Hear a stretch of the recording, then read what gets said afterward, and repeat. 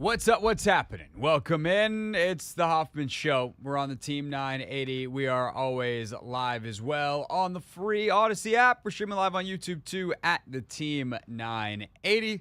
And it's another potpourri of things type of day. We have all kinds of different topics to discuss. We'll do a lot of basketball here in hour one. Plenty of football coming as well, including a very interesting free agency discussion between me and Logan that you'll hear at 5 o'clock. Also, in the 6 o'clock hour, a couple of live guests with us today as well, breaking down the NBA's Western Conference Finals that starts tonight. And then coming up at 6:30, our friend Brooke Prior will join us. She is at the NFL's league meeting in Minneapolis and Eagan, Minnesota. Technically is where this is happening. This is, of course, the meeting where last year they did the final voting on, or the almost final voting, the one that like really let us know, yeah, Josh Harris is going to be the new owner of the Commanders. This year, they're voting to ban the tush push and also whether to let NFL players play in the Olympics in 2028 and a couple of other things. So we'll get the latest from Brooke live from Minnesota coming up at 6:30. But I want to start with something that has frankly been irritating me all day because I made a discovery this morning that kind of happened in slow motion that I think is the NBA making an unbelievably dumb mistake. So last week or over the weekend, whichever it was, late last week, sometime this weekend, I'm scrolling Instagram and I scroll past a video from Zach Lowe, the former ESPN NBA commentator who's now with The Ringer. In my opinion, he's the best basketball analyst that's out there. And Zach has been in the room for the NBA draft lottery multiple times.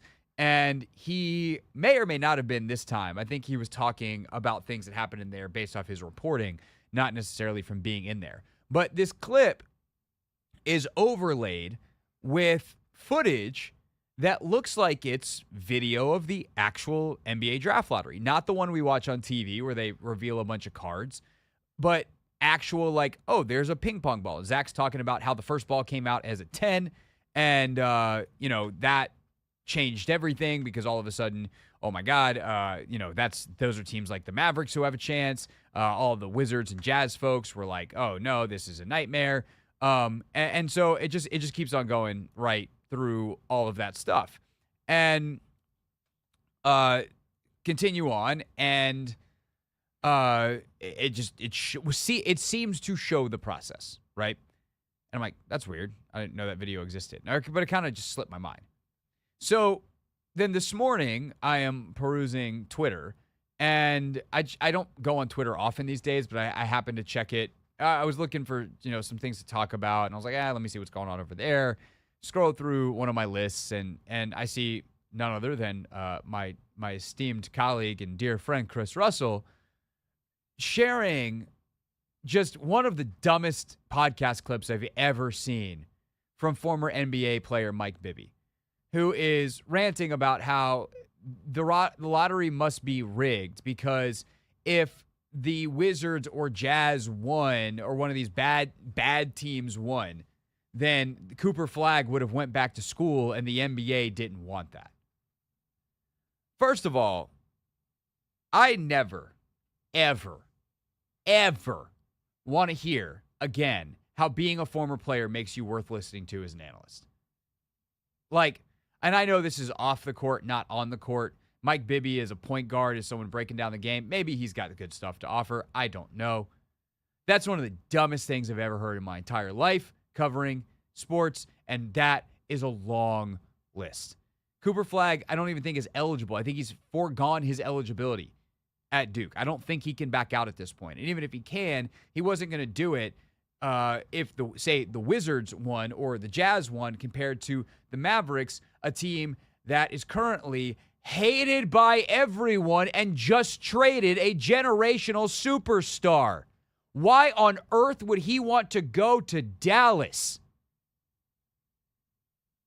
But that wasn't the part that actually was the part that makes this interesting and brings us back around to the draft lottery and the Zach Lowe clip. No. Then Mike Bibby keeps yabbing and says, oh, you can't tell me a bunch of card flips. No one even sees the ping pong balls. No one, you can't just go behind closed doors and come out and flip a bunch of cards over and say, oh, it happened back there. And like I've said before, that's not how it works. There are a few media members in there. There are also executives from every single team. So all of the teams that lost would have to go through it. But then I was like, wait, I saw that Zach Lowe clip. Is there actually video of this? And so, Anthony, I did a Google search, and it took me to a Reddit thread, which took me to a YouTube link, which typically sounds like a terrible way to navigate the internet. But this is on the NBA's official YouTube page, where you can watch the entire 13-minute NBA draft lottery. The whole thing is on camera the whole time. You couldn't watch it live. You have to watch the TV show version first. But at some point after that, the NBA releases, hey, here's the video. And then, as that's happening, they don't promote it anywhere. So as their entire league is being ripped to shreds for being rigged, and a bunch of people are saying the dumbest stuff possible, and one of their evidence points is, we don't get to see it.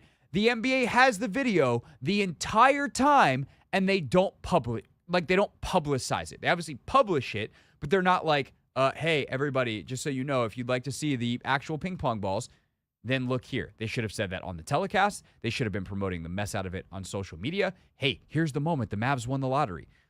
There's so many ways to do it subtly that you're not like, hey, we're not rigged. Here's the video. And they just don't.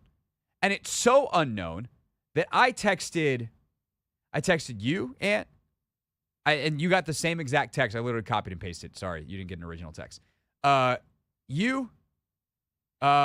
else who works in TV in the NBA, does a pre- and post-game show for one of the teams. I texted my group chat with my other NBA buddies who watched that. So that was two more people. I texted Danny Rouillet down over yonder at the Fan. And maybe one or two other people. I can't remember. But those are the people that I remember. And I go, did you know there's video of the actual ping pong ball lottery? Anthony, what was your response? I think I said, I'm assuming there is because you texted me asking if there was. Yeah, but you were unaware that was the case. Yeah. Everyone else, you're the closest one to getting correct, Anthony. Literally everyone else, which again, Danny Rouillet, super Wizards fan, covers sports for a living. Someone who does an NBA pre- and post-game show. Two of my other buddies who have at times worked in sports media. One of them worked for ESPN, although I don't think he was doing basketball, but he worked as a producer for ESPN. And the three of us have a very active NBA group chat and are listen to stuff and watch stuff and read stuff all the time. Me, y'all know my bona fides when it comes to the NBA. And whoever else I said, and not a single one of us knew that happened. Oh, I know where else I did this, or who else I asked. My good pal Tony Squares, when we did the Hoffman and Squares show on YouTube earlier today. I surprised him with it off the top of the show. I go, by the way, Tony, we're not talking about all the stuff we talked about yet. I got a pop quiz for you. Do you think you can watch the ping pong ball lottery? And he goes, no. And he go, guess what? You're wrong. Here's the link. This is like if you took, you were going to trial, and your lawyer had a piece of evidence that said, we're innocent. And then you got convicted as guilty, and the lawyer was just like, oh, I forgot to submit that one. Now, would this solve everything? No, I'm not naive. People will think anything is manipulated. They'll say, oh, the balls have different weight, or the temperatures, or this or that. But it would at the very least knock out the biggest argument, which is nobody gets to see it, which is somewhat not true already. But, and again, I think they should just do the live version live, and this should be figure out how to make it into a television show. I know you don't get to do the 14-1 backwards reveal at that point, but the integrity of your game is more important. But how they can get to the point where nobody knows this video exists is mind-blowing to me, Anthony. I don't get it. I mean, I was still utterly surprised that there actually is video of it. Because again, I guess me, you, we all didn't know that, this was accessible. So now that it is, I mean, I can't even say like I still feel like it's rigged, but I was still upset that at the result kind of thing. Yeah. That's more so what it is. It's just we have proof that it's not rigged.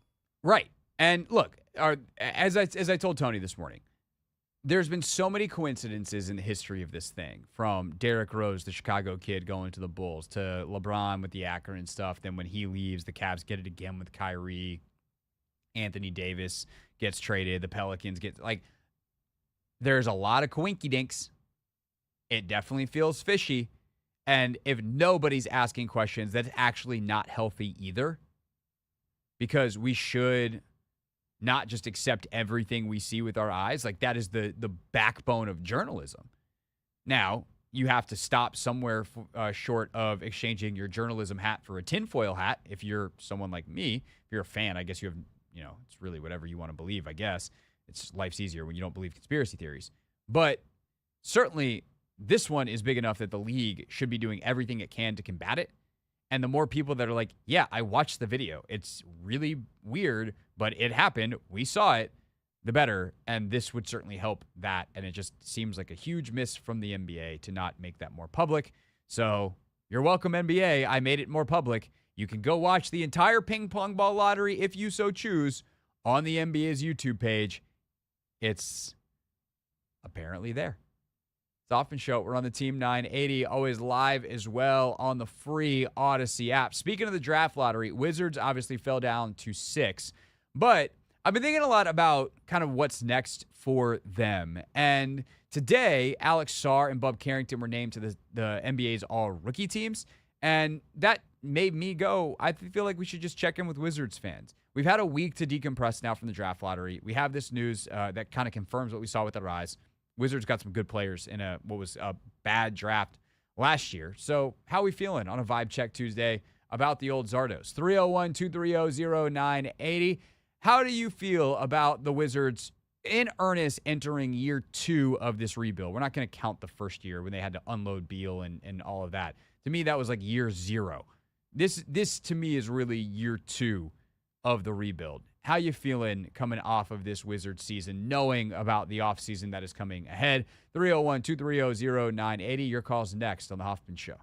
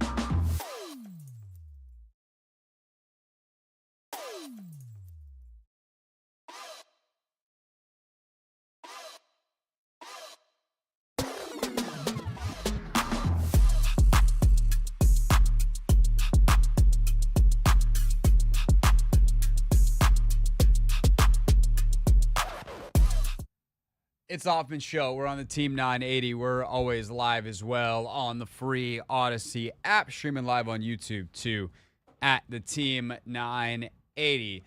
We'll get to the Wizards in a second, and their two young stars, Alex Sarr, Bob Carrington, being named to the NBA's All-Rookie team in a second. But first, breaking news. Oh, snap, news is broken. Breaking news. Let's talk about this as the day goes as well. The NFL owners have approved players playing in the Olympics for flag football in 2028.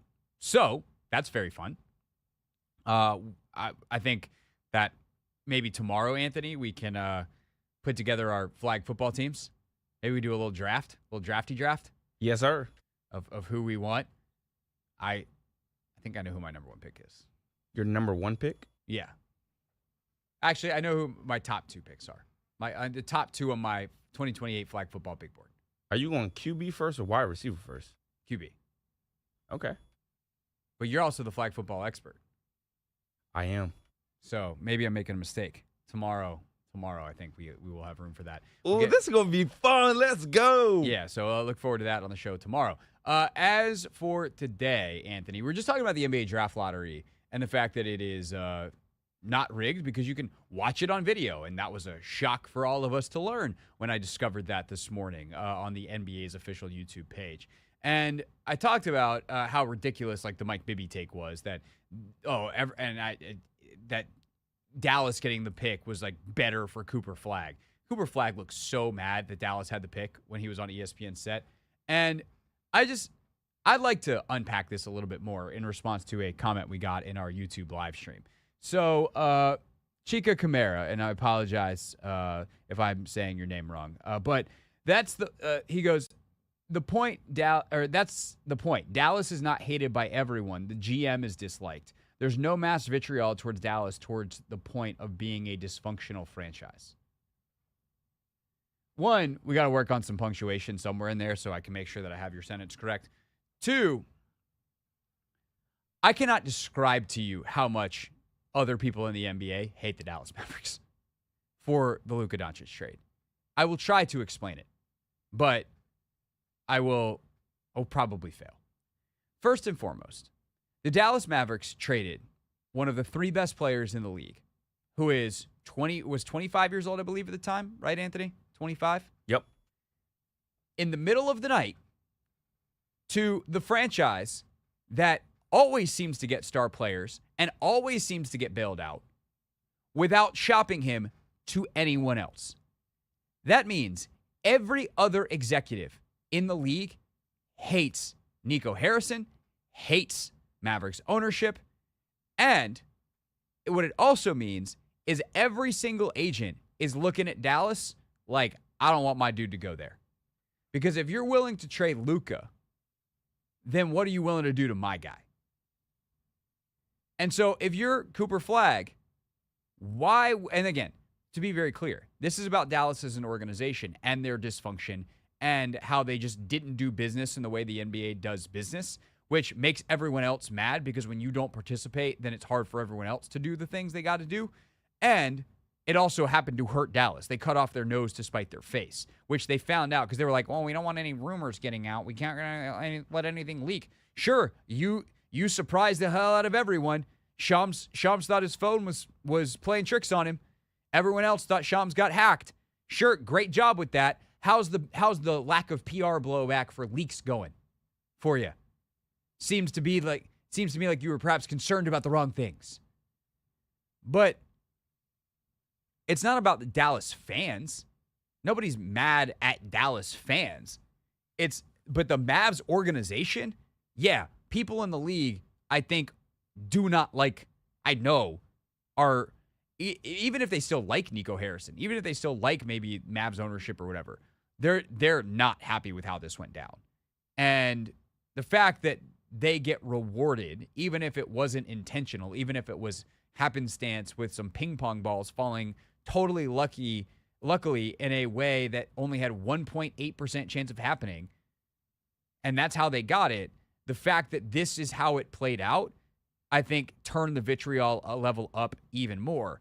And to add to that, when we do talk about the Dallas fans, which I don't think anybody else is mad at Dallas fans, like Wizards fans or Lakers fans or whoever else, maybe the Lakers are a bad example.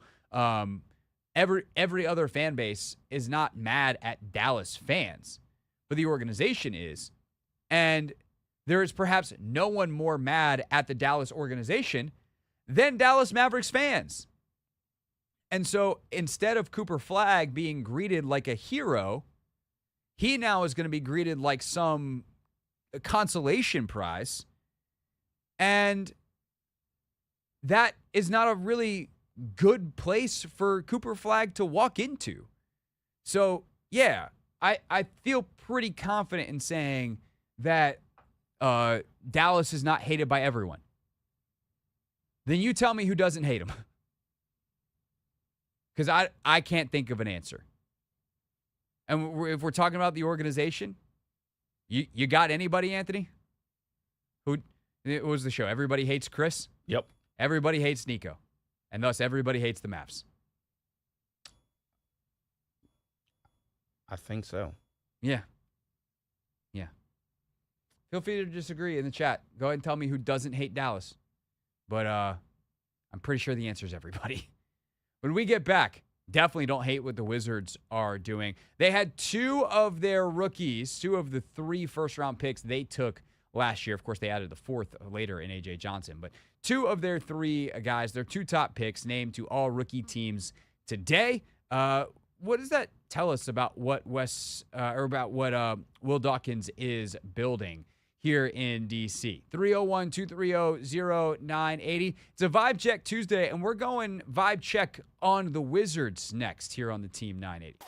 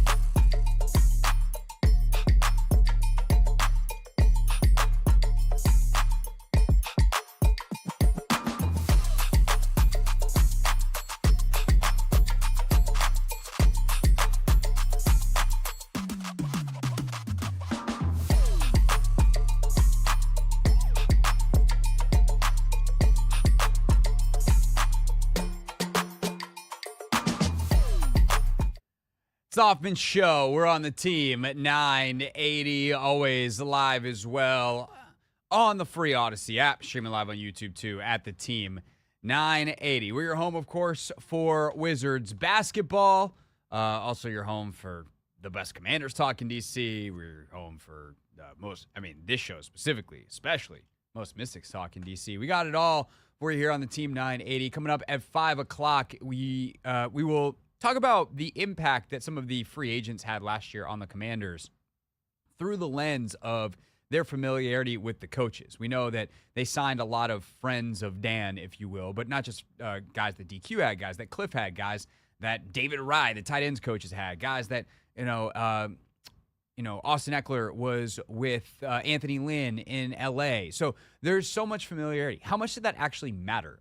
You'll hear from Logan on that coming up at 5 o'clock. And speaking of Take Command, you're the first to hear this right here, right now. No one else has ever heard this before, not even the Take Command loyal podcast listeners, because we just confirmed it in the last commercial break. Anthony, are you ready for Thursday's guest on Take Command? I don't know who it is. I know you don't. That's you. I'm saying everyone is. That's why I didn't ask you who the guest was. I asked you, are you ready to learn who it was? Oh yeah, hit me. Mike Golick Jr. Oh, okay. My guy Gojo is coming on the show. Gojo was one of the first guests I thought of when they drafted Josh Connerly. Like Mike is going to be so happy to hear me tell him that, because Mike is a former offensive lineman at Notre Dame. And to hear, hey, when they drafted no lineman, you're the first person I thought of, that's going to make his inner offensive lineman heart just thump. Tough. Yeah. So Gojo, Thursday. Very excited for it. You'll hear that in the Take Command feed, and we'll also air some of it here on the radio. Today, the NBA announced its all rookie teams. Alex Sarr, first team. Bub Carrington, second team, Anthony. But I actually don't think that captures just how good the Wizards rookies were this year. When you add in what A.J. Johnson gave you late, which is, I think, hope and promise of a good rotational player, maybe even a starter in this league, and what Keyshawn George gave you all season long, which I think is a bona fide starter in the league. Listen to some of these stats that I pulled before the show in terms of just how good in this rookie class the Wizards were. 3 of the top 12. So these are, I did sort these to filter out anybody that played less than 25 games this season, because obviously we're doing per game stats here. And if you played a small sample size, there's some guys that played like 1 or 2 games, and it's like, okay, cool, congrats. The only guy that really gets filtered out here that was close to that threshold and was probably the best rookie in the league for the short time he was healthy was Jared McCain from the Sixers. But putting Jared McCain aside, of rookies that played 25 games in 2024-2025, the Wizards had 3 of the top 12 scorers, 3 of the top 11 assist guys. Bub was second on that. 3 of the top 12 rebounders. So points, rebounds, assists, all 3 of Bub Carrington, Alex Sarr, Keyshawn George were in the top 12. They had 3 of the top 5 in minutes played. Carrington played more minutes than any rookie, played 30 minutes a game, all 82. Alex Sarr averaged 27.1 minutes a game. Keyshawn George finished 5th in minutes per game at 26.5. George also tied with Justin Edwards from the Sixers for most steals per game in the league, and Sarr and George were top 10 in blocks, with Alex being second in that category. I don't know how you look at that, and I understand it was a relatively weak rookie class. But amongst that, what was available, I think they did extraordinarily well. And what I think that does is not necessarily make you look at this group and go like, oh, wow, they've actually built like a championship core and just let it mature, and in 5 years, the Wizards are going to be the Eastern Conference Finals. I don't think that's what that means. What I think it means is we have confirmed the thing that we were told about Will Dawkins to be true. This dude can scout his face off. And just in case Will is listening here on this Tuesday afternoon, Will, I know you got a staff, and I know you always try to give them credit. So it's Will, it's Travis Schlenk, it's all the other guys that they employ that are all around the country, but ultimately Dawkins is the GM, is the one who is, I think, pulling the string on the pick in conjunction with Michael Winger, the team president. And in a draft where there apparently weren't any good players, they found 3, and maybe if you include A.J. Johnson, 4 of them. And where I think that matters here a week and a day after the NBA draft lottery is, as they sit there at 6, Anthony, I actually feel like I would have loved for them to win it because I think Flag is really special. I would have loved for them to even finish second because there's a lot of people that I really respect, including David Aldridge, who think that Dylan Harper is really special.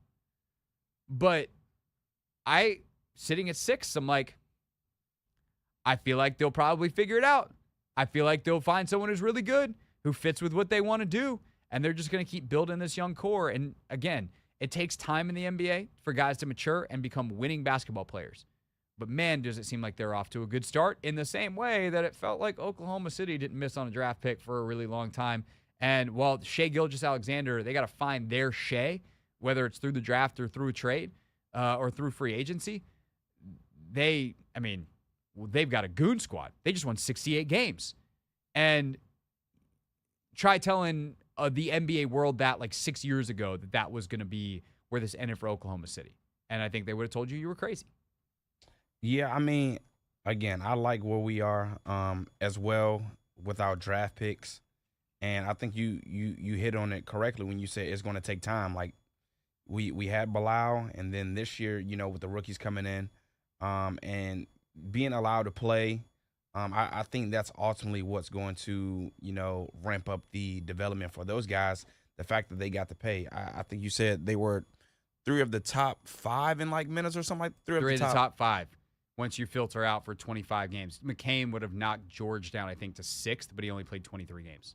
Yeah. So, again, like the fact that they're getting that experience right now, and we saw like towards the end of the season how, that experience sort of kind of paid off anyway. So I think, I think we just got to sit back and, continue to trust Will. And, yes, we are at 6, but at the same token, like this class is loaded. Next year's class is also going to be loaded. Like we're going to have a chance to actually – bring in some impact players, and we just got to, trust on, the coaching staff to develop these guys, and then also Will to just, continue to bring those guys in and give them chances.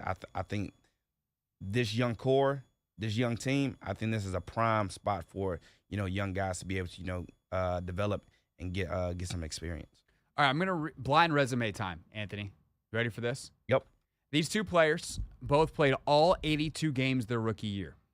One had 10.8 rebounds, 10.8 points, 2.8 rebounds, 3.3 assists, 1.2 steals, and a half a block per game on 47% shooting and 36% from 3. The other averaged 9.8 points per game, 4.2 rebounds, 4.4 assists, 0.7 steals, 0.3 blocks on 40% shooting and 34% from 3. So the big numbers here, 10.8 per game versus 9.8 per game. The 9.8 per game player averaged more rebounds and assists, but shot the ball worse. The better scorer shot 47-36, as in field goal, 3-point. And the worst scoring, higher rebounding assist player went 40-34.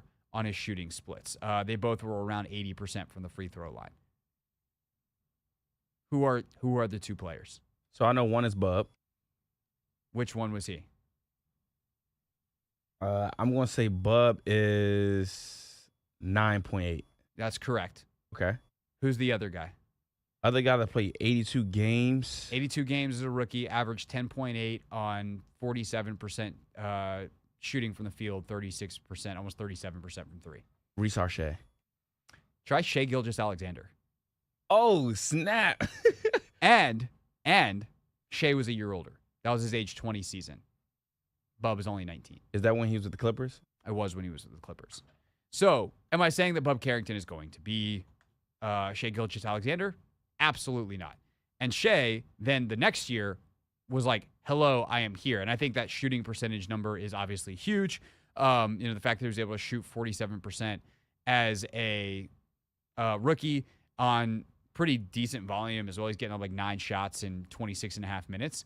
And then the next year, he is at 19 a game, keeping that efficiency, upping his shot volume to about 14 and a half per game. So, I was thinking, we were having this conversation before the show, right? how do the Wizards get their Shai Gilgeous-Alexander? Like, who are the candidates around the league right now who I look at as a Shai Gilgeous-Alexander, a Tyrese Halliburton? Or is there a young guy that is under the radar that you could somehow acquire? One, I don't think the Wizards have anything to flip in the same way that the Pacers had Domas Sabonis, in the same way that the Thunder had Paul George, and Shai was a part of that trade. The Wizards don't necessarily have that. So the best way to go about it is drafting that player. And obviously, we'll see what they can do. Just is Trey Johnson have big Devin Booker vibes? And is he become that guy if he's the 6th overall pick this year? But I think what happens is we look at someone like Bub, and we're like, oh, yeah, he's going to be a good player. Like, what happens if Bub Carrington is awesome? Like, what happens if Bub explodes? Like, that to me is also a fascinating question. It's why player development is so important. And I think it's a big TBD because they keep drafting guys not only that are, obviously they're rookies in year one. Duh. That's how it's literally the definition. They keep drafting guys that are 19 years old. Like, you start to look around at some of the stat profiles of Halliburton and Gilgeous-Alexander, and some of the best matches for them are like Bilal Coulibaly and Bub Carrington. And that's going to be really fascinating to follow next year, not to mention what they continue to do in this draft, and where they have not only 6, but they have 18, and could 18 plus a player get you into the top 10? Like, there's a lot of movement that could happen.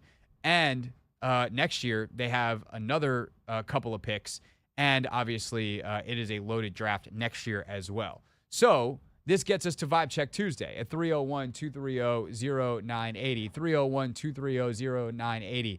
How do you feel about where the Wizards sit right now, having had a week to process the draft lottery, seeing what we have in Bub Carrington and Alex Sarr being named rookie or all-rookie team guys? 301-230-0980. Your calls are next.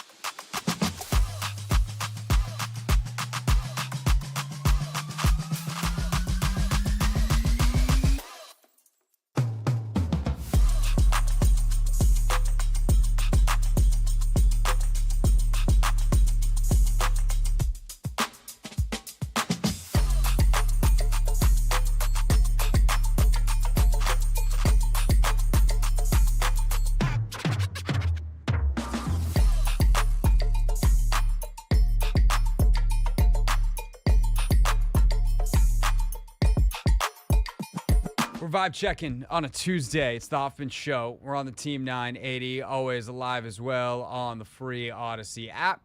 Streaming live on YouTube too at the Team 980. Taking your calls at 301-230-0980 on the Washington Wizards and how they are like it's really the epitome, Anthony, of a vibe check, right? Like we want to know how people are feeling about the basketball team. Yeah, I think it's perfect. Yeah, and I think this is a good time to do it with the news today of Alex Sarr and Bub Carrington being named to the all-rookie teams. It's also a good time to do it starting the Western Conference Finals. And, like, now we're down to 4 teams, and you see how hard it is to win in this league and some of the paths that other teams have taken. And we're going to play a game in about an hour from now, actually less than an hour from now, of build it or blow it up. Like, should some of these teams that have been competing for championships keep going with their builds, or should they blow it up?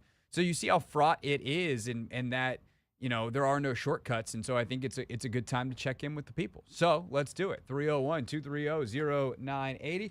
301-230-0980. Kurt is checking in. Kurt, how you feeling about the Wizards on this Vibe Check Tuesday? How you doing, Craig and Anthony? Doing well. Appreciate first, it. Anthony, thanks for coming in with that Tribe Called Quest, man. Thanks for that. As far as the Wizards, yeah, I'm feeling pretty good about them, man. I think they're going in the right direction. I like what they're doing, and I think that with this upcoming draft, even though I'm disappointed that they didn't get 1 or 2, I think they should. They will get somebody nice at 6, and I don't think they should package anything. I think they should stay at 6 and 18, and bring in a couple of more, good young players. And I also think, I know they're working on player development, but I think they should put a lot of extra emphasis on that, because they need to find them an alpha, work on developing them an alpha. And I think it could be Bub. I think Bub could be that guy. And also, like another kid they have, A.J. Johnson, that they got in that trade from the Bucks. I see a lot in that kid. I think he's going to be special. I think they need to put some time into him, too, and develop him. I think he could really be a good player. And then one other thing, I'm not exactly sure how this draft for next year works out, but I think, if I'm not mistaken, they have a 1 through 8 protected pick, if that's correct. Yeah, that's correct. Okay. Yeah, they've got a pick that if it's higher than 8, it goes to the Knicks. Right. They need to find a way back into the lottery. Yeah. Okay, because they need that pick. Yeah. Okay, they need to get that pick. Yeah, and the thing is, Okay. Kurt, Do they like have another pick? I thought that Do they have just another real pick quick. in the first? I believe they have another first next year. I'll double check in a second. But like, Okay. the thing is, like, in some ways, the best case scenario for them is to be better than expected this year, because a bunch of dudes all of a sudden are playing really good ball. But you're like, the 10th worst team in the league, and you're like, oh no, we're gonna not be in the lottery, and then you wind up winning one of the 4 lotteries, and you go back in, and now you save your pick that way. And that's kind of the crazy thing that happened this year is 3 of the 4 teams that won the top, 3 of the top 4 picks, actually the top 3 picks, all shouldn't have been up that high. So, not that you want to rely on the odds going again against what seems favorable, but just because you're good next year doesn't guarantee that you're out that top 8 pick. Right. But here's the thing. This sounds crazy, but what they should do is not worry about the lottery at all, okay, until after the All-Star break. And then kind of look at where you are and then kind of pull the reins back a little bit, if that sounds right. Not necessarily going for number 1 or number 2 because that's a long shot anyway, but totally stay in that top 8. I don't know how it figures out, but they need to keep that pick. I know that. They need to keep that pick. Yeah, for sure. And I think if it's close at the end of the year, you're going to see the Wizards do much what they did this year, where it's like, hey, we're going to do some extra player development. We're going to have some of our G League guys come up and see, get them some minutes, see if they can be a part of our team moving forward. We're going to make sure that our young guys are getting plenty of minutes, and they're going to be playing roles that are bigger than they would be if our veterans were not perhaps being rested a little bit. And to me, that's fine. Like, I actually... That's the ticket. Yeah, that's the way you do it, right? And Kurt, I appreciate the call. Thanks for checking in. Like, Leonsis did an interview earlier this week that he said this, and I'm sure a lot of people around the league snickered and were like, man, Ted, whatever, shut up. But I think it was actually correct. And I've said this before. Ted said it, and I think, I don't know, I said this a lot down the stretch. You had teams like Utah that had healthy, good young players, guys like Lauri Markkanen, guys like Keontae George, who are really good young players, and they're sitting them. And you're like, bro, like, Keontae George is what is he, second-year guy? What are we doing? And the Wizards were sitting Bilal Coulibaly because he got hurt. So it worked out in that way. But, like, the Wizards were putting Bub Carrington on the ball and being like, go operate. Let's see what you can do. And they were truly working on developing some of their young guys. And yes, they were sitting Chris Middleton and Marcus Smart. And so those guys were rehabbing injuries. So there's some validity on the merits there as well. But I just think that it's worth pointing out the difference in like fully tanking and being like, we are trying to lose games versus saying we're going to play a bunch of young guys. We're okay with losing games because we think it's worth it in the long run. And that is absolutely the approach the Wizards are taking. They're not opening next season saying we're trying to be one of the worst teams in the league. That's not how they're doing it at this point. They are going to go in saying, let's see how good we can be with this group. We're not going to go sign a bunch of... Now, they're going to make roster decisions that will probably make sure that they're not too good. They're not going to be trying to make the playoffs by any means necessary. They're not going to go overpay a free agent or get some guy who doesn't play their way but might help you win an extra game or two in the short term because he'll mess up the development. They're not into that stuff. They're about doing it the right way over time so that when their championship contention window opens, it is long and they have a bunch of guys who are on the same page in the way that Oklahoma City's is now. But that's very different than we're just going to try to be as bad as possible on purpose, which is like what the Sixers did back in the day. The Sixers back in the day when they were tanking, they've had dudes that didn't belong in the league on their team. I think the Wizards have a bunch of dudes that maybe are the 9th or 10th guys on a lot of rosters that are maybe the 4th or 5th guy on theirs. And there's value in some of those guys. Like depending on how this draft goes and who they're targeting or whatever, like Corey Kispert has been a great soldier. I will be thrilled if Corey Kispert is around for our 4th straight Media Day interview next September. I love talking to Corey. He's one of my favorite dudes that I've covered in DC sports. But if they trade him, I'm not going to be surprised because he could be really helpful to a really good team that doesn't care about the draft pick as much. And the Wizards are in that business of collecting them. And by the way, next year in 2026, they have a pick swap. They have their own pick. They have the right to swap with Phoenix. And then this is where it gets fun. Oklahoma City will receive the 2 most or more favorable of its 2026 first-round pick, Houston's 2026 first-round pick, protected for selections 1 through 4, and the Clippers' 2026 first-round pick, and Washington will receive the least less favorable of these. If the Houston pick falls within its protected range and is therefore not conveyed, Houston will instead convey its 2026 second-round pick to Oklahoma City. So basically, Oklahoma City is going to get the best of their pick, Houston's pick, or the Clippers' pick, and the Wizards will get the second most favorable of those. So they do have an additional pick. It'll probably be at the end of the first round. But who knows? Maybe if like the Clippers bomb out next year and Kawhi's hurt again and Harden's hurt again or they get traded or whatever, and they're like on the back end of the lottery or something like that, that pick could wind up with Washington. And then obviously, I guess they would probably get the better of the Houston, Oklahoma City selections at that point, and we expect both those teams to probably be towards the back end of the first round. But short answer, yes, they do have another pick next year. When we get back here on the Hoffman Show, and thanks, Kurt, for the call. When we get back here on the Hoffman Show, Logan and I had a very interesting discussion on Take Command about the actual impact of the familiarity of the free agents that the Commanders signed last season. How much did it help, and what can that tell us about their team going into 2025? Logan and I discuss next.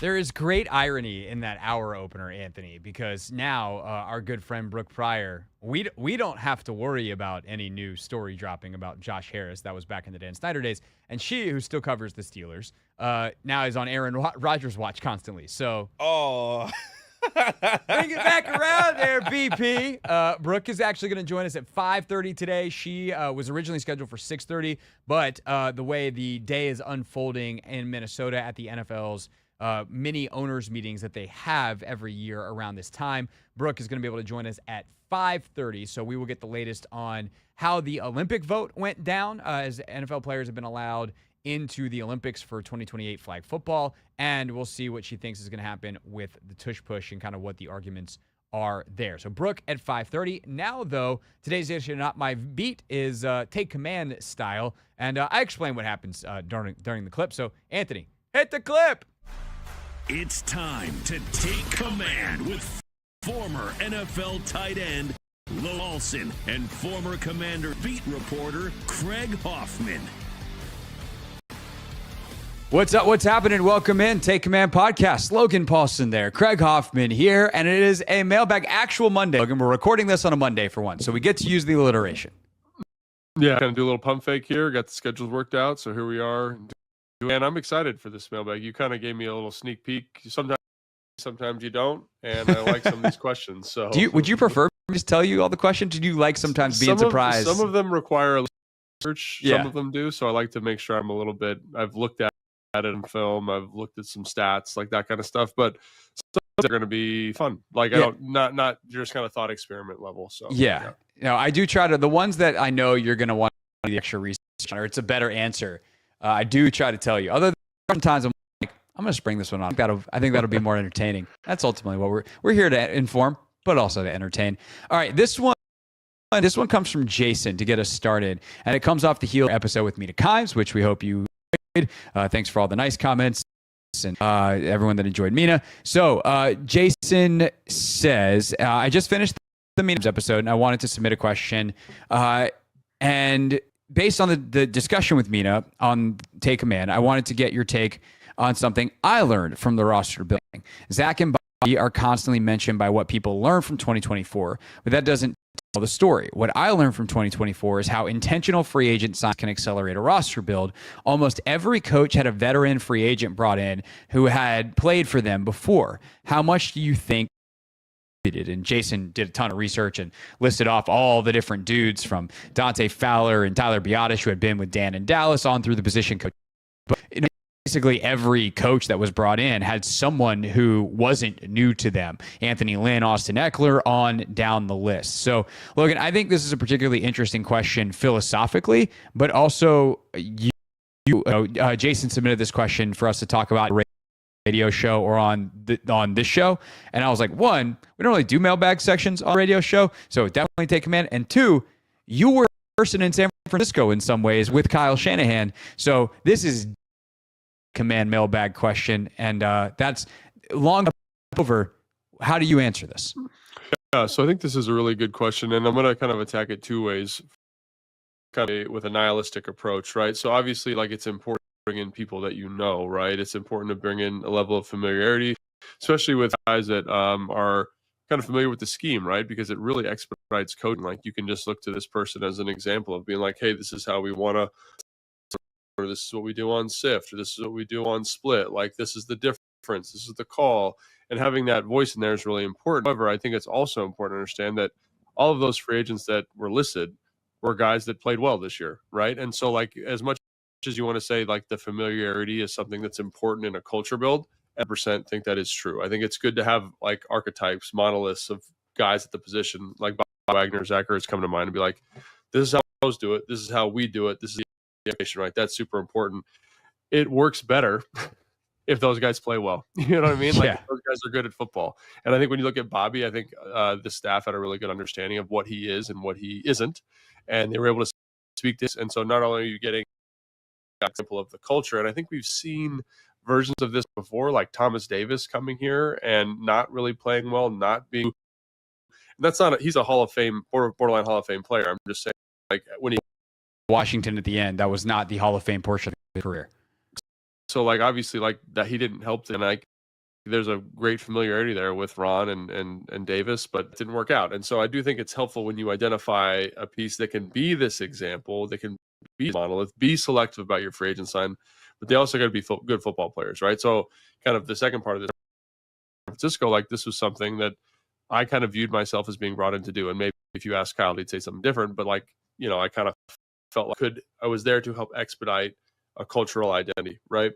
And I got there, like obviously that was what I was trying to do, but changed, my role changed on the team, my ability to do that changed, and then so I'm in with a certain expectation, and you kind of got to fit the coaching staff and kind of fit the model of, fit the model of the roster. And so I think that's another element too that's maybe, ignored or undervalued in the question, is like they could be obviously like the roster's the dynamic situation that's changing. So yeah, long story short, I think yes, that these are important things that are really critical to any roster build. And most teams, when you look at free agency, they try to do a version of this with varying levels of success. And so I think when you look at the Commander example, like I was just talking with someone today about Zach Ertz, like he had the best seasons I've seen from him in a long time. Partially he's healthy. Like if Zach's dinged up, I'm talking about the free agent class last year in the same breath, in the same light. So I think it's important to understand that yes, that the familiarity is important, but they also need to come in and play good football. And I think that doesn't always happen in some of these kind of, familiarity free agent signings. Yeah, I got a couple of thoughts as well. And just to, click on that at the end, right? The cultural identity and all that kind of stuff. Dante Fowler was brought in to play a certain role, and he wound up playing a much bigger role. Right. And one of the biggest holes in this team was the expanded role they play. Dante obviously had a double-digit sack season, made a ton of big plays, had what I would consider a very good season last year here in Washington. His lack of discipline and just doing the thing he's supposed to do in the run game was an enormous part of their run defense. That is who he has been his entire career. And Dan knew this, but he was the best option they had. And thus and despite the familiarity with Dan and Joe Witt and with Tap up front, like they couldn't get that right. And it probably didn't help. So it can swing both ways. Like you said, if the role isn't right for the guy, or he winds up having to do something different because football seasons are dynamic and roster dynamics are dynamic, it is something totally different. So I think that would be thing one. Anything you wanted to add on before I get to my second thing? I think that's a perfect encapsulation. Yeah, you're familiar with the guy doesn't mean he's going to fit with what you need him to do. So making sure you identify and then like his role in the team. Like I think if you would have said, hey, Fowler's going to be a designated pass rusher, that's what he's here for. Like I think that role would have been much better, right? But things changed, like we just talked about, and San Francisco changed. And I think that's something that is always important to remember with these free agent signings. So my second thing is more on the positive, like giving credence to this point, which is the longer I'm around this league specifically, I think just removing things you can trip over is such an enormous element of success. Maybe that's because I feel like that's how you see the game, and you and I, like you're the person I talk the most football with and the smartest football person that I know. Their basis at the very least. So that might be you rubbing off on me, but I genuinely think like if you can just not trip over your own shoelaces, you can get really far in this league. And the more guys you have that are familiar with want things done, they're going to trip over your own shoelaces. 53 guys, something new. That's a lot harder than teaching 33 guys what to do, especially when the other 20 are specifically designated to teach the other 33. It makes the student to teacher ratio a lot better. And I also think, generally speaking, across all sports and all structures, I'll say, human structures, leadership is best when layered. And so if you have leaders that are at the coaching staff level saying the same thing at the senior player level, at the junior player level, at the executive level, like you are going to get better results because everyone's rowing the boat in the same direction. And that if you get the right guys is a good way to ensure that you don't trip over your own shoelaces and get the boat rowing with everybody in the direction. And I think the other thing that kind of is like goes in hand with that is obviously you're talking about this, disseminating of information kind of top down, right? but I also think it goes the other way, right? And I think one of the things about knowing player school levels give me a small taste of this. The better you know the better you can put in a better. And I look at like knowing who Bobby him last year, they put him in a role where he's not going to be, like on somebody's highlight role, which is fit the run. I'm not going to ask him to do too much really challenging coverage stuff. Right? Something that and they have a lot of exposure. They've watched a lot of film of him. And they probably have a great communication back and forth with two parties. So I think important. And people are always like, man, the nepotism based system, right? But it's important that I know you, right? I know what you're good at. I know what you're bad at, and I know what gaps you can fill. And I think that's the same thing with she said, oh, it's friends of Dan, or it's friends. Like it's true. Like that's how smart people agents because they know Tyler Biadasz. I was with him every day. I know that he might not be a great leader. He's ready for a bigger role here in Washington. He did a great job of that. To acknowledge and understand. And I think like we talked about Bobby, we talked about Zach. And I think the other thing here too is like they brought back in on a one year $4 million deal here.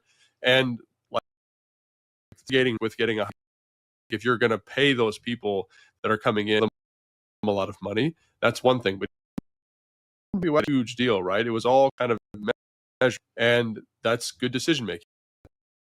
There's value about, but we're also mitigating where it's saying like anybody expected them based on the number they were getting to come in and play as they did, because if it was, they'd be getting a lot more money, right? So I think like that's the thing that I hear is like, yes, you are getting value from knowing the person, you're getting value from those relationships, you're getting value from the leadership, but the thing that was exponentially more valuable in this situation in this year for the Commanders in 2024 was how well those guys played, and they all played better than their contract, and they're better than getting a free agent that exceeds the monetary value that you gave them. Again, like it's this weird circular thing where it's like, yes, it's valuable that you know them, but what is that value? And this team didn't overpay, so the value feels even more acute of relationship, how well they ended up playing. Right. Because we knew them, we could put them in stuff. We also know what kind of things we need to do to support them.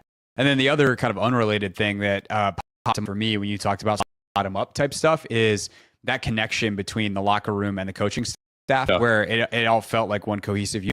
I would guess that there's not a lot of guys on this team that don't feel comfortable going to Dan with something, going to DQ with something if they feel it, because that's the kind of coach that he is. And I genuinely think that's true. Whereas opposed to maybe like, my door's always open, and it's like, yeah, but there's like a laser tripwire on that thing, and if I go in there, it's not going to be good for me. But sometimes you need ears on the ground. And look, they only faced so much adversity last year. They faced some, like they had that losing streak in the middle of the year. They had some injuries. There's some stuff that they had to deal with. Obviously, they were down in a ton of games, but like ultimately they came through. So there wasn't the pressure that a lot of teams feel in a season. The Bengals felt pressure all season last year, right? But if things start to fester at the ground level, and you have ears on the ground in a way that's like you're snitching or spying or whatever, but like genuine relationships, you also prevent stuff from bubbling up and becoming bigger issues. And I feel like when you have the kind of leadership that Zach and Bobby brought, and guys, and the connectivity in that locker room, again, it's just another way to not trip over yourself and make sure that you are unencumbered towards the highest level of success that you can find based off your talent. And I think the Commanders, through the eyes of most people, certainly the two of us, I feel comfortable speaking for us here because we've talked about it. They maximized last year. They got the most out of that group, and that's all you can really reasonably ask for within a season, fan or an analyst. Yeah, and I think the other thing that I just wanted to call attention to in regards to like things that are undervalued, overvalued when it comes to free agency, you want to, like we talked about all the time, you want to get good value in terms of bringing people in that you feel like are going to help you out, but monetarily you want their value to equal the money you're giving them. And I think one thing that cannot be overstated in terms of the importance of this is Jaden Daniels' addition to this team, right? Like I know this is not a free agency thing, but like it does kind of it's the cloud that looms over these free agent decisions from last year. Because in isolation, while those are good decisions, they appear to be significantly better because you have what seems to be a person on the verge of becoming a franchise quarterback, and I think like ultimately like every team is hunting for that, every team is looking for that, and you see the impact on Zach Ertz. Well, Zach Ertz had X many catches, he had this many touchdowns. He also, like, because of Jaden Daniels' ability, because of his ability on fourth down, like gave Zach, gave Terry, gave all these offensive pieces more bites at the apple. And so I think that's something else that makes this difficult. It kind of reminds me a little bit of like New England, when Tom Brady was there. Yeah. And like they brought in anybody. And you're like, man, this was a great free agent addition by Bill Belichick. And then all of a sudden Tom Brady leaves and every decision just doesn't make any sense anymore. And so that's another thing that if you're trying to learn experience, it's always important to put that little asterisk there and say, yes, these are good decisions because the familiarity, because the experience, because the leadership, because of how they cultivated this locker room. You always have this thing over top of it that is the franchise quarterback potentially, which is Jaden Daniels, and every single year, you listen to talk radio, like these are things you have to negotiate. It's like, I think this because of this, but this other factor was always kind of looming and is going to affect this. And I think that's the Jaden Daniels effect, which, makes this year kind of a mulligan in terms of free agency evaluations.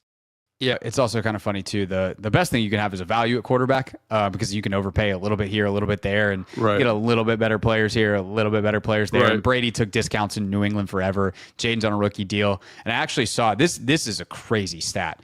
The current top 10 highest paid quarterbacks in the league on AAV have not won a Super Bowl, with Purdy entering that realm the other day.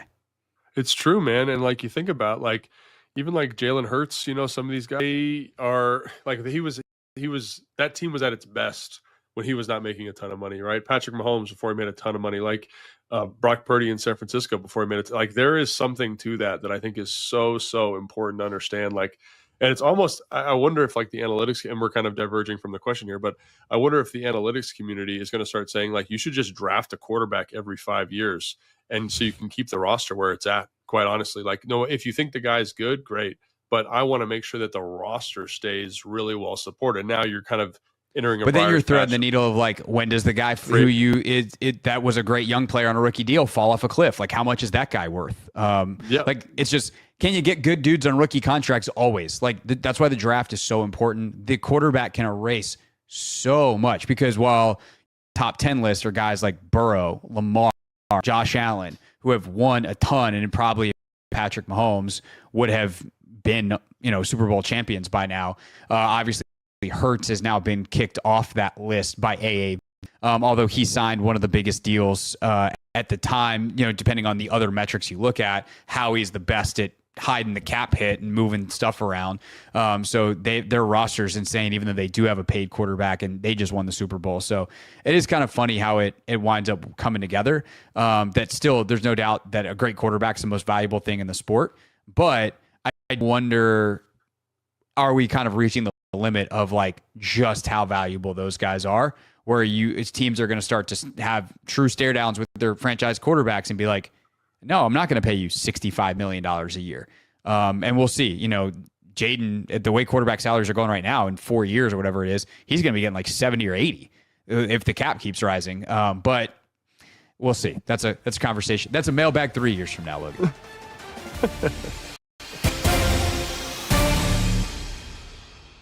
All right, when we get back, Brooke Prior will join us with the latest from the NFL owners' meetings. If you want more mailbag fun, check out Take Command wherever you get your podcast. We had a really fun question that we tackled for about 20 minutes of which non-football athlete would you like to see play for the Commanders? You could pluck any athlete from anywhere, any other league, any other sport.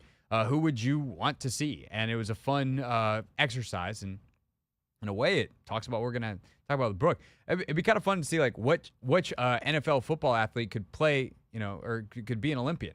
Now they can just play flag football. We have the latest on that, plus the push to ban the tush push with Brooke Prior from the NFL owners meetings next.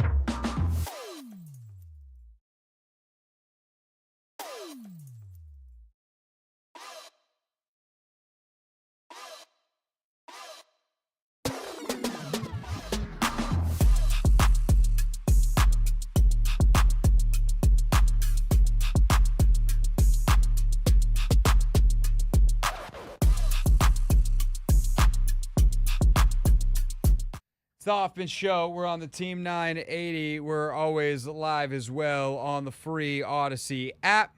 Streaming live on YouTube, too, at the Team 980. Brooke Prior is going to join us here in just a few moments. Brooke is having to actually do some reporting. She's talking to some folks as we await the final vote on the tush push. We also do already have some of the votes in, as the NFL is having their, it's not their annual league meeting. These aren't the big owners meetings, but this is the meeting where they push stuff at other meetings to this meeting. And then if they don't decide stuff at this meeting, then they'll vote on it at the meeting before the season meeting. And the reason that I know about all of these meetings is in part because they happen every year and you kind of get rhythm. But also last year, Anthony, this meeting, the May one in Minnesota, is, I believe, when they took one of the most significant votes on Josh Harris last year or 2 years ago, when he was in the process of buying the team. And then obviously we know that the final meeting and the final vote got done in July when we had the big celebration at the bullpen. And that was a good time. Yes, it was. There's a lot of people that came out for that. What else could we have a big old celebration for? Like right now? Yeah, like we were just like, hey, let's have a summer party where we have a station event and everybody comes. I know, keep thinking about it, I guess. I do have one idea. Okay. So you know how we used to have the rights, the games? Yes. I think that would be something to celebrate. If we got those back, I don't think that's happening though. Yeah, I'm just saying, like, if that was to happen. A big you can listen to the games here launch party. Yeah. We do have a lot of great games on our station, but we do not currently have the Commanders games. What else? Yeah, the sale of the team from the worst person to who seems like a pretty good owner, that is pretty rare territory. There's only so many, outside of winning a championship, like there's only so many things you throw a block party for. That's one of them. And like, I know there's been criticisms of other owners in town. I don't think that if any of the other teams sold, that there would be a block party. No way. It was just like no one else is being investigated by Congress. No one else is just so incompetent that in the ways that Dan Snyder was incompetent. So yeah, I think. What about the Panthers if their owner was gone? Oh, I was talking about other teams in DC. Oh, you're talking about other teams in DC. Would there be? Oh, that's a good one. I mean, if Jerry sold the Cowboys, you think people would be extremely happy? Thrilled. I think they'd be like, the Browns? Thanks for your time. I think the Browns would. The thing is with the Browns, they were bad before the Haslams. Okay. And they've been bad with the Haslams. And so unless they somehow like get sold to Josh Harris, where they're like, this guy seems to know what he's doing. I think that no, Anthony, let's see. Oh, never mind. Someone was calling in. I was like, we're still waiting on Brooke to finish up doing what she's doing. But Anthony and I are trying to communicate behind the scenes and on the air at the same time. Not going great. But I do think there would be celebration. And I think like you could get a block party. I don't know it would be as big as ours was for Snyder. The Panthers definitely right now feel like that. I mean, the funny thing is the Knicks are as far as they've been since 1994. But if James Dolan sold the Knicks, that would be a good one. Vivek Ranadive, if he sold the Kings. Yeah. I'm just trying to think of like who are the classic worst owners. Who else in the NFL stinks? Jags. Yeah, if Shad Khan sold the Jags, I think there'd be a celebration. Again, these guys still don't reach the level of Snyder. Ranadive's, I mean, again, there's no congressional investigations. I mean, the funny thing is the guy in sports that was arguably like one of the worst on the off the field or off the court was Robert Sarver. And he seems to have sold to someone who's just as bad in Matt Ishbia with the Phoenix Suns. Now, I know that they're refuting some of the more salacious details that have come out of some of the latest lawsuits, but there's clearly a ton of issues in that Phoenix Suns / Mercury organization. And that's That's not great. And that's kind of, in a weird way, how Snyder got the team in the first place was, Jack Kent Cook dies, and they're desperate to, and after instead of just giving the team to his kids, it goes into a trust. They're going to sell the team. And the first owner is that Snyder was supposed to be a minority partner with. He doesn't pass the process, so they kind of get desperate. And the NBA was so desperate to get Sarver out that Ishbia just kind of sails right through. And it's like, I don't know, this guy's not the cleanest prospect, if you will. And things have not been particularly lovely in Phoenix on that side of it. Ironically, the Bidwells, who, I don't know, Anthony, am I allowed to talk about the Bidwells to you? Mr. Georgetown Prep? I mean, there are some people from Georgetown Prep definitely listening. There's been a couple of things that have happened in Arizona over the course of time with the Bidwells. Put it that way. The whole Steve Keim thing was bad. The way they handled Cliff, I think a lot of people were kind of caught off guard by that. But they had a bad season, so is what it is. But that's an interesting one. I think just on pure sale, the next shoe to drop is the Seattle Seahawks. Now, the Seattle Seahawks are currently owned by the Allen Family Trust and being run by, I believe her name is Jody Allen, Paul Allen's sister. Paul Allen died back in 2018, one of the Microsoft co-founders, or one of the early guys at Microsoft. It was him, Bill Gates, Steve Ballmer. And Allen owned the Seahawks and was a great owner. But when he died, he put the thing in a trust, and with the instructions that within, I think it's 10 years or something like that, they have to sell. And the same is true for the other team he owned, the Portland Trailblazers, which finally hit the market this summer.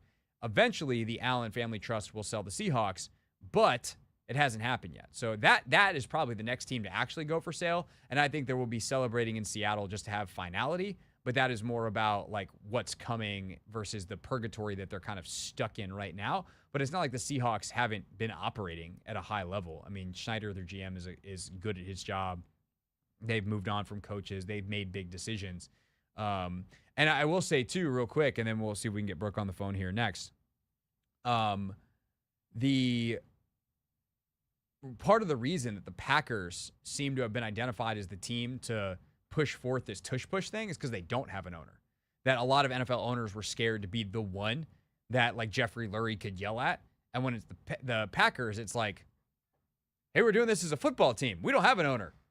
So just a little fun, intertwinings of how the NFL works and the politics behind it all that seems to be going down. All right, when we get back, we'll see if we can get Brooke on the horn. Her schedule is, we're appreciative of her if she can join us. But we'll get you the latest from the league meetings in Minnesota next here on the Team 980.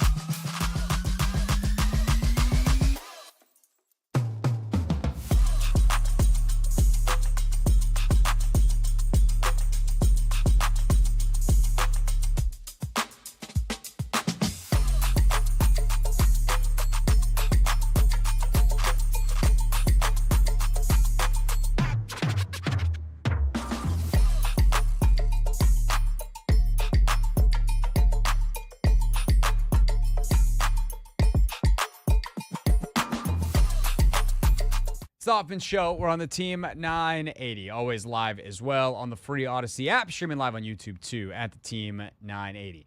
To Eagan, Minnesota we go, which is where the NFL is holding this spring version of its owners' meetings, all the NFL's membership there to vote on rule changes and approve this or disapprove that. And Brooke Prior is there reporting on it all for ESPN, one of their NFL Nation reporters.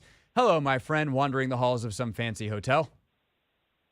Hello. It's funny you say spring because I woke up this morning and it was a real feel of 28 degrees and it's pouring rain. So it feels a little bit like late winter meetings. You've got to be kidding me.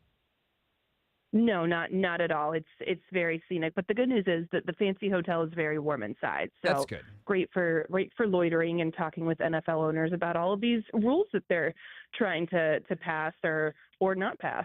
Yeah, so I could get caught up in the weather, but we don't have time for that. I will keep it professional and keep it moving forward and simply say that really sucks for you. So as for the main attraction here is the tush push vote.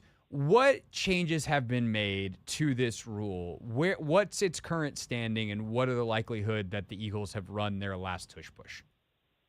Well, at the meetings in April, if you'll remember, it was pretty evenly split between teams that were in favor of a ban and teams that wanted to keep the tush push still as a part of the game. And when the Packers resubmitted their proposal last night to be voted on, they broadened the language. They took out the phrase immediately at the snap and kind of moved the language back to the version of the rule that was last in place in 2005, that you can't push or pull or do anything to aid the runner other than individually blocking for him. And that was kind of done with the purpose of making it so it doesn't seem like it's just targeting the Eagles. And the Bills also run the play very often and are very successful at it.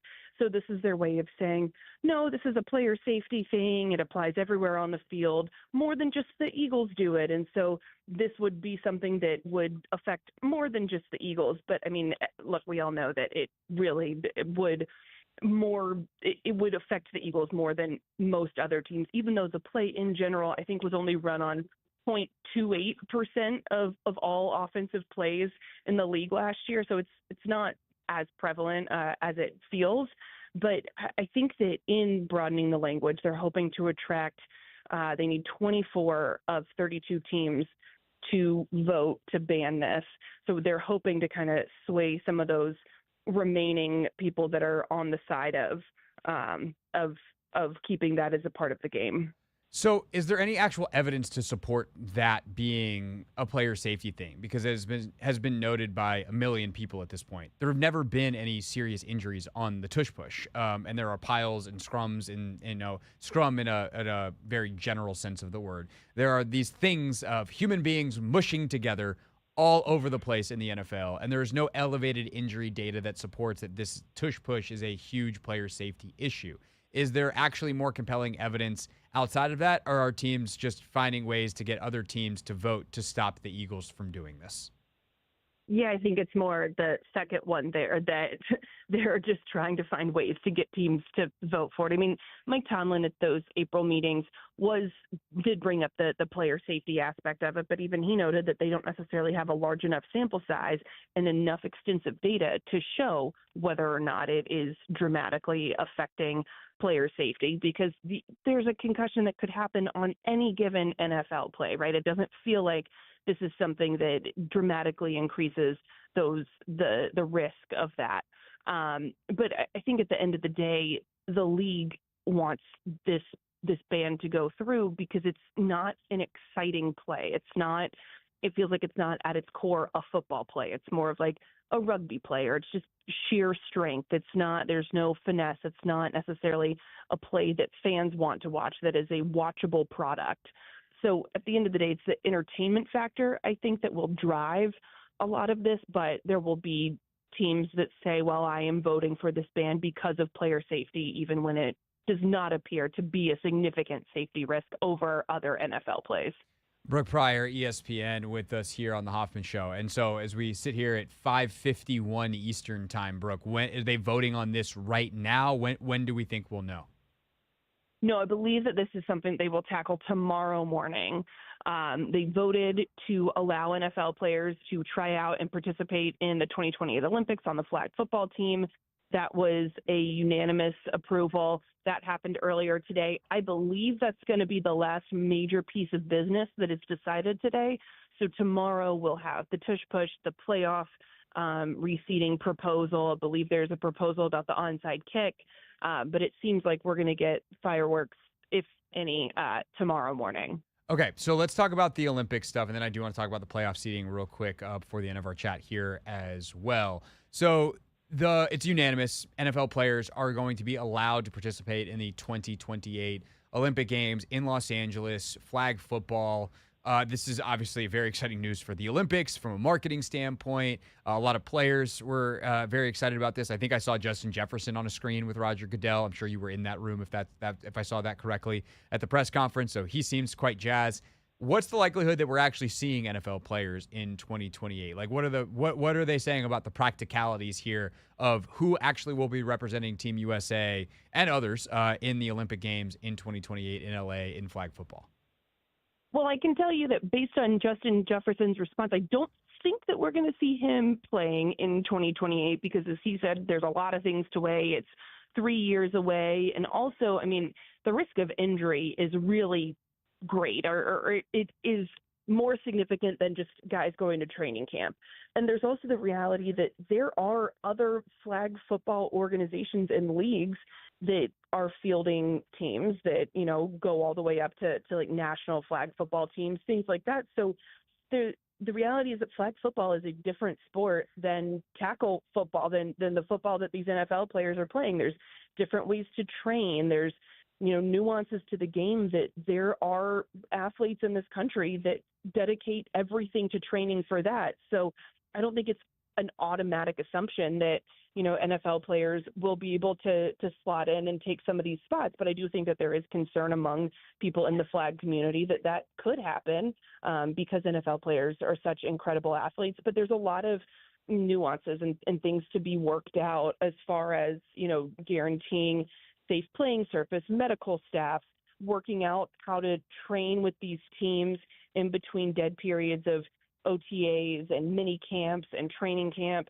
They did talk about that, you know, if the games start on July 14th and the flag football component is in the first week of games, then guys would have enough time to get back and have even a couple days in between the end of the Olympics, or at least their Olympic part, and the start of veteran report at training camp. So there's still a lot of moving parts, but this at least gives guys an opportunity to start thinking about it, and it's not an automatic no. So, I mean, Justin Jefferson was really excited. So was Brian Asamoah, Vikings linebacker, who his family is from Ghana, and he talked about how cool it would be to be able to represent Ghana in the games. And I think for a lot of these guys, there's the idea of you could win a gold medal for your country and you can say that you're the best in the world. And Super Bowl champs say that, but then there's always the people that say, well, you didn't play anybody from another country. How can it be world when it's only U.S. teams? So I think that that's something that's really enticing and that will be something that's on the radar that factors into these guys' decisions of whether or not they decide to play in 2028. So a lot of things you just said sparked a lot of ideas for me. And Anthony, we need to talk about this tomorrow on the show. So Anthony, add Craig's football ideas about flag football based off conversation with Brooke to run down for tomorrow. But I'll ask you this one. Brooke is someone who is there and is talking to people about this. The 1992 Olympics for basketball were game-changing, literally. They changed the sport forever because of the NBA players playing for the first time, the opportunities that gave them, but also what it showed the rest of the world. We're in a very different world in 2025, and we'll see where we are technologically by 2028 compared to 1992. People can watch NFL football everywhere. There are already international games. But are there people within the league, owners, commissioner, whoever, who think that this could be transformational if they can just get the best football players in the world on that Olympic stage in some ways that we probably aren't even or haven't really thought about yet as a general public? Yeah, I think so. I mean, especially when you look at the league's efforts to make this a more international game by having, you know, the games in Ireland, Brazil, Germany, things like that. Like during the regular season, they're trying to expand the NFL footprint the Olympics would do that even more so by having these top stars in it. And I think that they look at this can be an accelerator with the international game. Maybe this is the thing that leads to having a permanent team in London that maybe gets games in more countries. But like you said, the world is far more connected than it was in 1992. But even, Brian Asamoah was talking about being in Ghana and doing flag football clinics with 10-year-olds who had not seen American football to that point. So there are still some countries that are not as familiar with the sport as others. And this can, I think, really expand that footprint. So I think the NFL has to love it, especially you mentioned from a marketing perspective. This is a goldmine for them and for the Olympics. If you can get the biggest stars playing, that's so much more star power for the Olympics, and it's great marketing and partnership for the NFL to achieve what they want to achieve in terms of, total global domination. Brooke Prior, ESPN with us. All right, last thing, Brooke, is this playoff seeding proposal that they'll vote on tomorrow as well. How realistic is that it passes and that, a team like the Commanders, who won 12 games last year and then got bumped down because they didn't win their division, could have a much higher seed in 2026 and beyond moving forward? I think it's going to be a contentious conversation, maybe not contentious. I don't think that it will pass, but I do think that it's getting teams to think about ways to ensure more competitive games at the end of the year, ways to, keep the product as pure as possible when you get into those late season games, and to reward teams with, home playoff games, things like that, like you said, have better records. But I don't get the sense it's going to pass, because then you have teams like the Steelers, and Mike Tomlin has said, he's a divisional purist. He thinks that teams should be rewarded for winning their division. That's why you have these division rivalries. It really means something.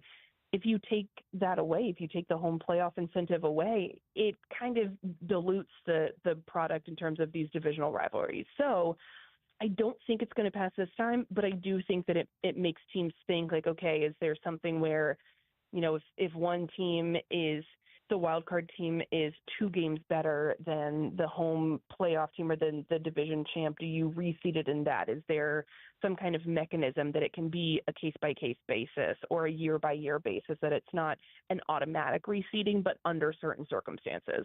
Yeah, like if you don't finish over 500, that would be exactly. That would be. I'm in for that. Is that we can call it the Hoffman proposal, Brooke? I think you just run that down the hall real quick and see how that goes. Know. Yeah, thanks. I have an eye on several owners. I will flag them down and let them know that we've got it figured out and that it's in the Hoffman proposal, and I'm sure we'll see it pass tomorrow. And look, if you want to, I'll even Hoffman Prior proposal. I'll Prior Hoffman. You're the one there. Oh wow. Yeah, I will. I like that. Yeah, I'm just here. I'm here for the good of the game. Alliteration. Yeah. Honestly, thank goodness. Thank goodness for you saving the sport. Yeah, someone's got to. Roger. Brooke Prior with us here on the Hoffman Show as I get everyone in trouble. Brooke, thank you as always, ma'am. Enjoy what I hope are a warmer rest of your trip. Thank you so much. I will be staying inside and dry, and I will hopefully not have to go outside. Yes, indeed. All right, thank you, ma'am. See ya. That is Brooke Prior with us. Me. Our pleasure here on the Hoffman Show. When we get back, we're talking hoops here on the Team 980.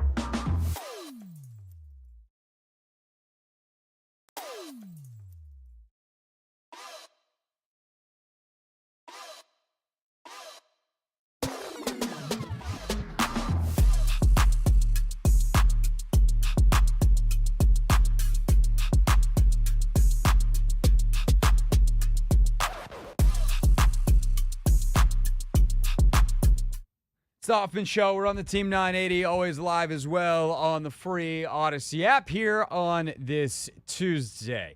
Talking NBA playoffs now. We're going to play a little game coming up at 6:30. Build it or blow it up. We'll take a look at the teams that have been eliminated from the NBA playoffs and say whether they should keep going or whether they should blow up what they've got and try to start things over. But let's talk about the teams that are keeping going right now. The NBA is down to its final four.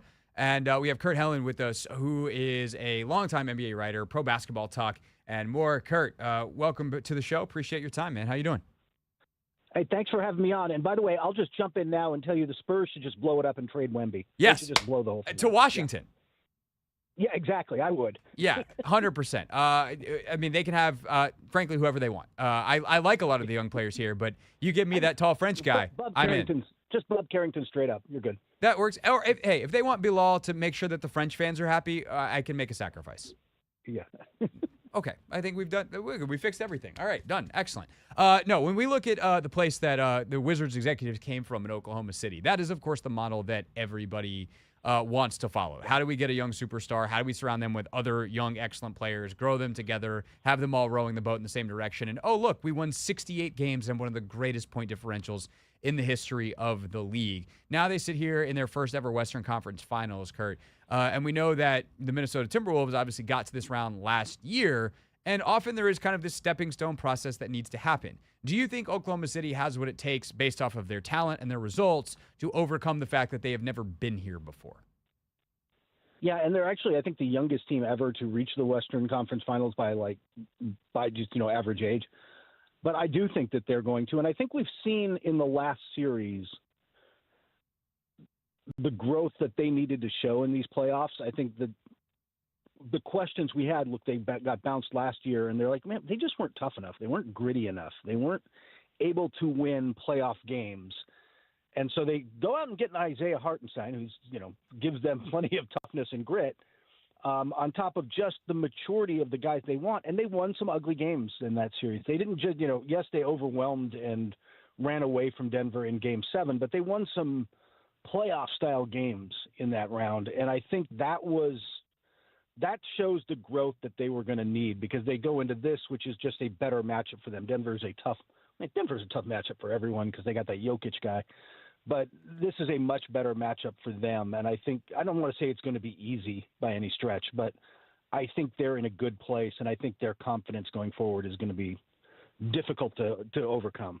Yeah, what they did in Game 7 was amazing. And part of the way they were able to do that was deploying, of all people, Alex Caruso on Nikola Jokic. And deploying Alex Caruso, of all people, on basically anybody in the league, you're like, yeah, of course, he's one of the best defenders. And Nikola Jokic is supposed to be one of the 5 names you're not supposed to say there. And Caruso was able to do an outstanding job in that matchup in a small sample size of one game. That was this new changeup that Mark Daigneault, the Thunder head coach, threw at them. Yeah.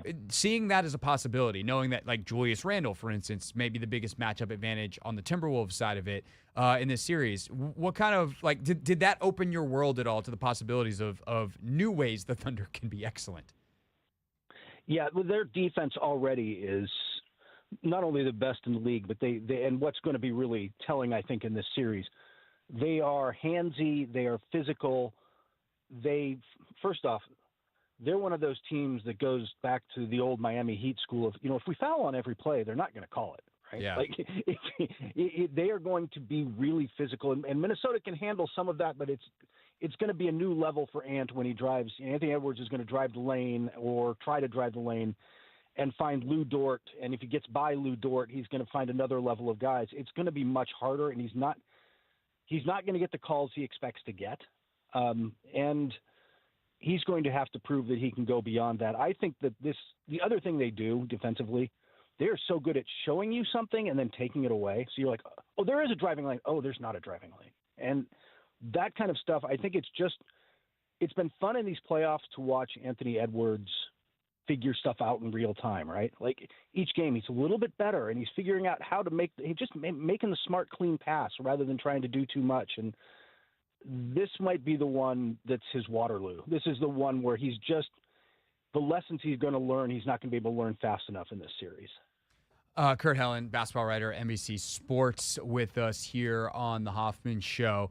Who else for Minnesota needs to step up? Obviously, the bare minimum is your stars have to play like stars. If you don't have that in a playoff series, you're never going to win. Anthony Edwards is one of the NBA's great stars right now.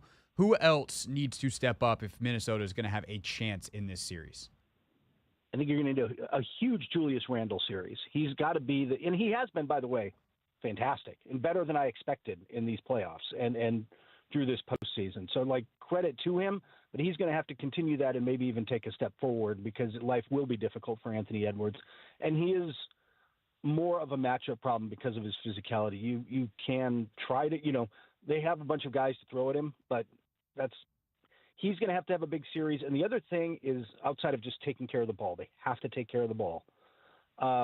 They got to hit their threes. They really got to knock them down. I think this is a big series for a guy like Jaden McDaniels, who is going to get a bunch of time on Shai Gilgeous-Alexander and try to slow him down as much as he can. But that only really – even if you can slow the Oklahoma City offense down, you've got to be able to score on them. And to do that, they're going to have to knock down threes at a high rate all series long. So that was the last thing I was going to ask you about this series before flipping to the other one, Kurt, is – if you are, I'll take it from Minnesota since they're the underdog here. If you're Minnesota, what is the tenor of these games? Do you want them to be physical? Do you want the refs to maybe call a little tighter? You got a little more freedom. Do they want it fast? Do they want it slow? What's the way that Minnesota needs to play if they're going to pull off what would be, based off the fact that Oklahoma City is a 68-win team, a significant upset? I think they want it a little bit slower. They don't want it to get too fast. They don't want it to be a track meet because, again, that leads to some sloppy play and some turnovers, and they're already a little loose with the ball at times. And look, they played the Warriors, who turned the ball over a lot as well and could get away with it. That's not going to happen in future rounds, man. You're going to, this round they have to take care of it. So I think they'd like it a little slower, and I think that they want it to be not as physical. They want to get some of these calls. Now that means Shai's going to get some calls and some other stuff that they may not enjoy, but you've got to get Ant to the line. You've got to get Randall to the line, and you're going to have some. I don't know how much Rudy Gobert we're going to see this series, but when he's in, he's going to have to play well. Let's put it this way: they're going to get the ball to Rudy Gobert occasionally. If he holds it for more than a second, that is a huge win for OKC. That is a good thing to watch for sure. All right, Kurt Hellen's with us, basketball writer for NBC Sports. On the Eastern Conference side, it's Pacers, it's Knicks, it's 1990, whatever, insert the number you want here, as they faced off a ton, obviously, in the 90s, back in the day. Reggie Miller, Patrick Ewing, the whole deal. This modern version, does it come down to – well, actually, let me ask you this first. Who's the best player in this series? Because often that is the easiest solution of who's going to win the series. Who's the best player in this series? I'll take Brunson by a hair over Tyrese Halliburton, but that's a close one, and that's going to be tight. I'm going to take Brunson because of the load he's had to kind of carry this season. And I was about to say the clutch play, but Halliburton's got his own share of really clutch plays this postseason too. So it's really close, but I'll by a nose at the wire, I'll give it to Brunson. For whatever it's worth, I think I would as well, but it is by a hair over Halliburton, and then it becomes the next to the next to the next to the next. And I think probably the second best guy purely on skill and all of that is Karl Anthony Towns. Is he the biggest mismatch in the series, or do you think the Pacers have a potential answer for him? No, he destroyed them during the regular season, including the one game. It's hard to take too much away from the regular season games because they were all played very early, except for one. And that last game was missing Miles Turner and a few other players that didn't take part. But Towns put up 40 in that, and he averaged more than 30 for the series against them this season. He is going to have a series like that for the Knicks to pull this out. I mean, this is while I think the Thunder are a clearly better team than Minnesota, I think this is a coin toss. I think these two teams are so incredibly even. And if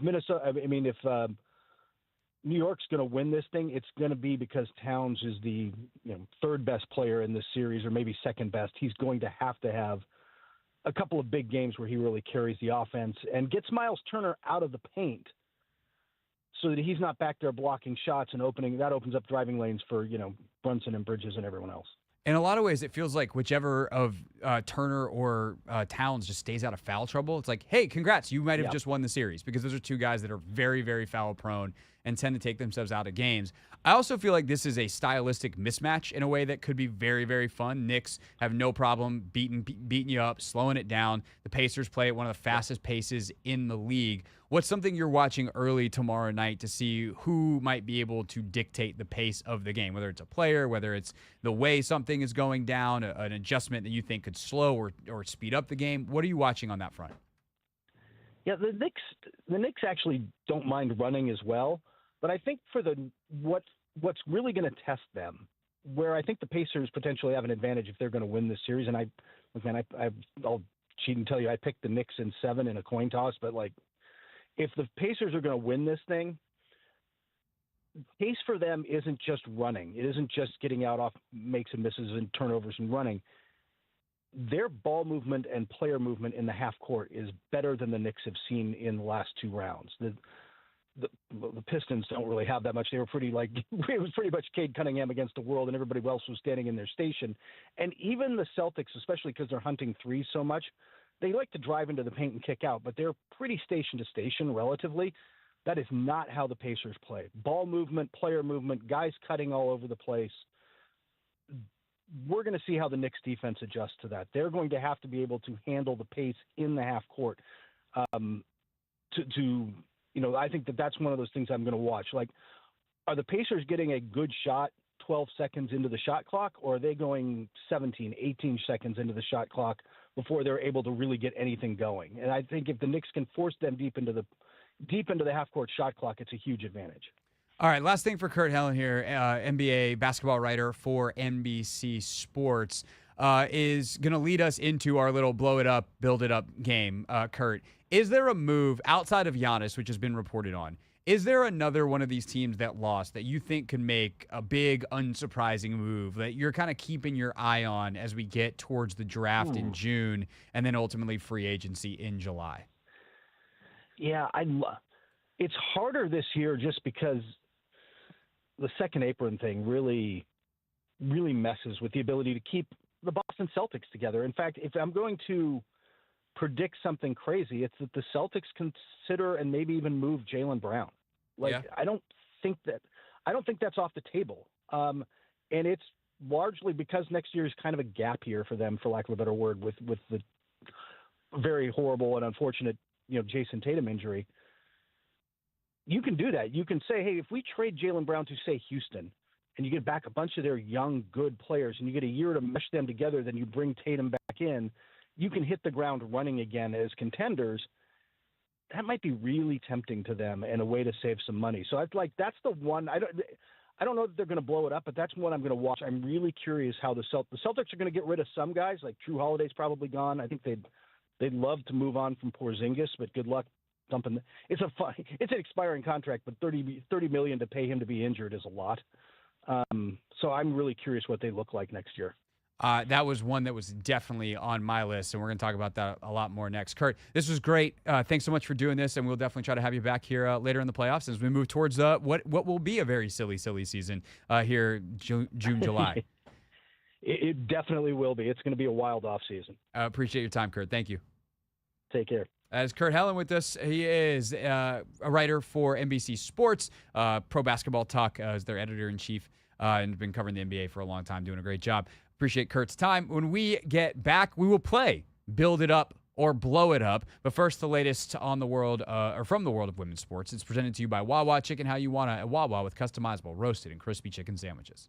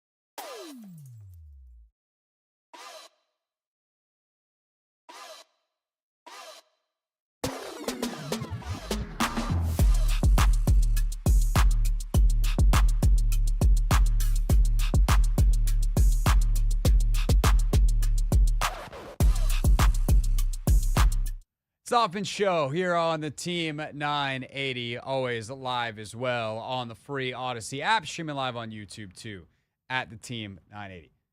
Anthony, I didn't do as good of a job with the clock as I thought I did. Making up time. Should we say we're going to come back in 3 minutes? Tell you what, we're just going to do it. We're just going to do it. We're just going to dive in. We're going to play a game, everybody. We're going to play a game. The game is called Build It Up or Blow It Up. I put on the graphic, run it back or blow it up. But I thought build it up or blow it up. It's more catchy, Anthony. You like the, what is bees? Is that assonance? Well, I mean, alliteration. Is that what you're going for? You know how you said build it up or blow it up? I was more so thinking about the play on the bees. Yeah, it's alliteration. So assonance is the vowels. Now you have me questioning everything. I think one has to do with Anthony, vowels and one has to do with alliteration. consonants. Alliteration, the occurrence of the same letter or sound at the beginning of adjacent or closely connected words. The alliteration of sweet bird sang is the thing here. All right, you want assonance, which is a literary device where it's repetition of similar vowel sounds in nearby words, creating a rhythmic or musical effect. Okay. And then, is there consonance?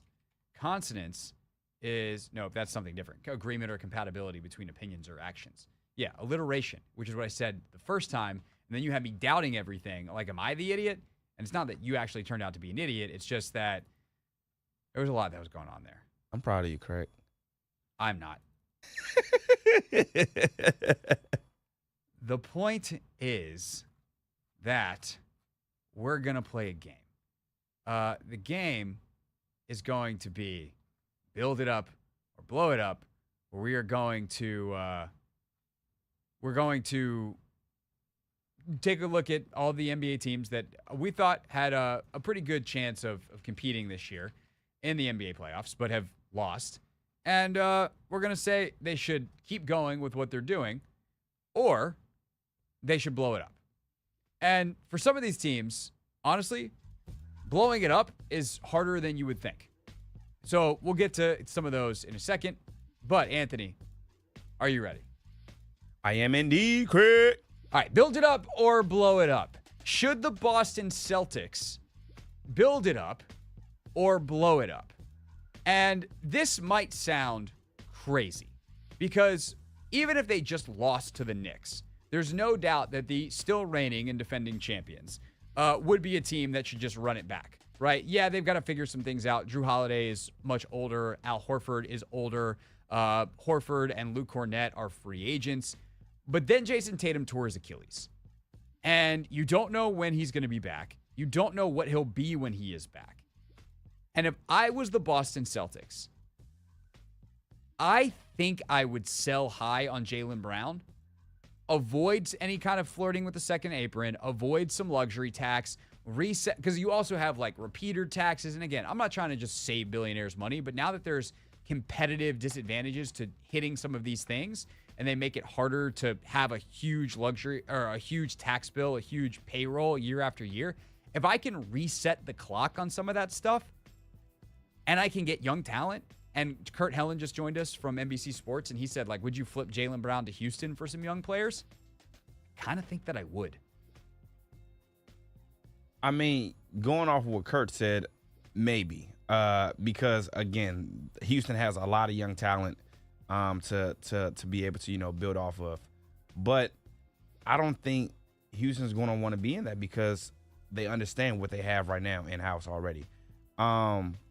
But they need something more. Like, they know they need more. Houston doesn't have enough right now. Yeah. What are they going to do? Just hope that all their young guys get better in a linear way? Like, no. And they have too many. They couldn't even play them all this year. And, yeah, you could move Dylan Brooks out of the way or whatever. But they probably could use someone like Jaylen Brown. I feel like the only person that I would be willing to swap Jaylen Brown with, or people, Jalen Green will have to be included. I want Jalen Green included.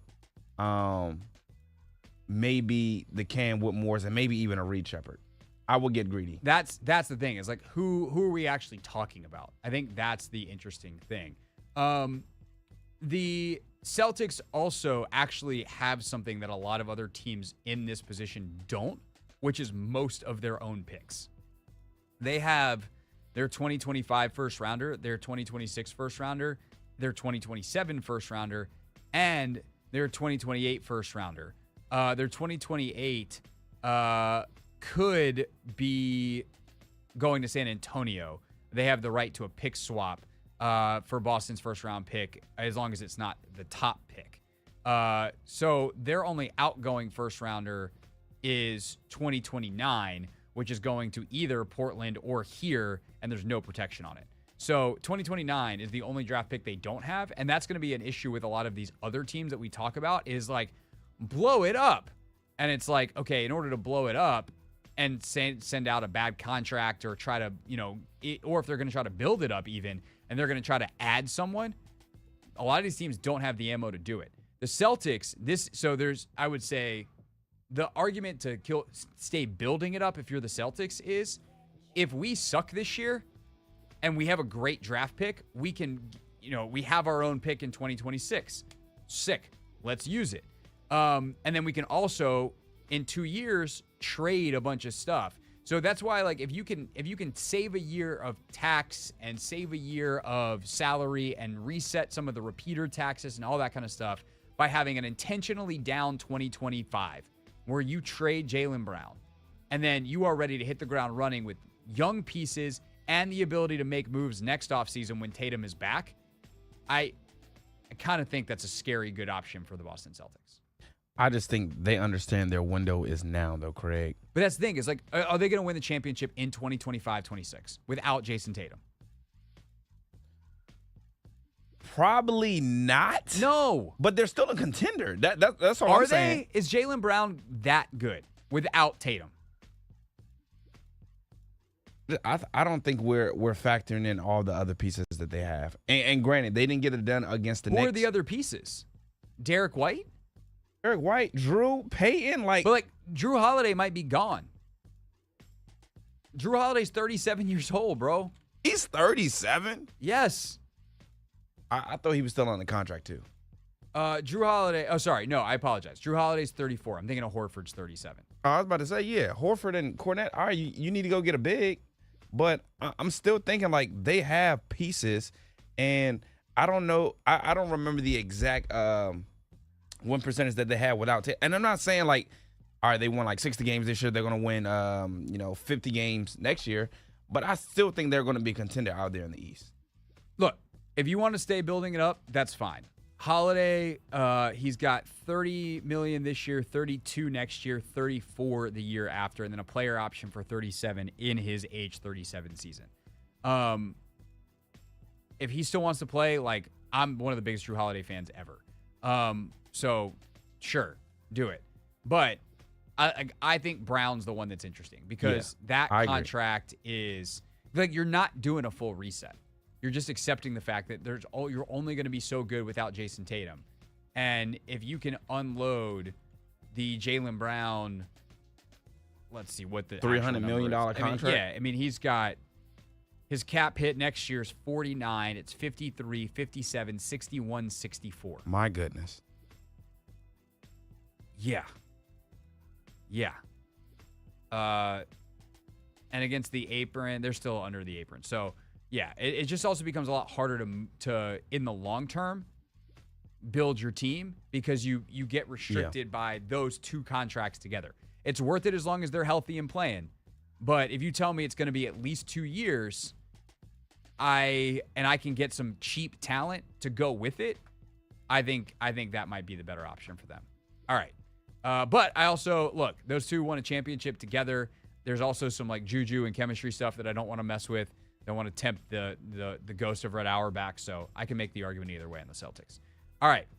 The Nuggets.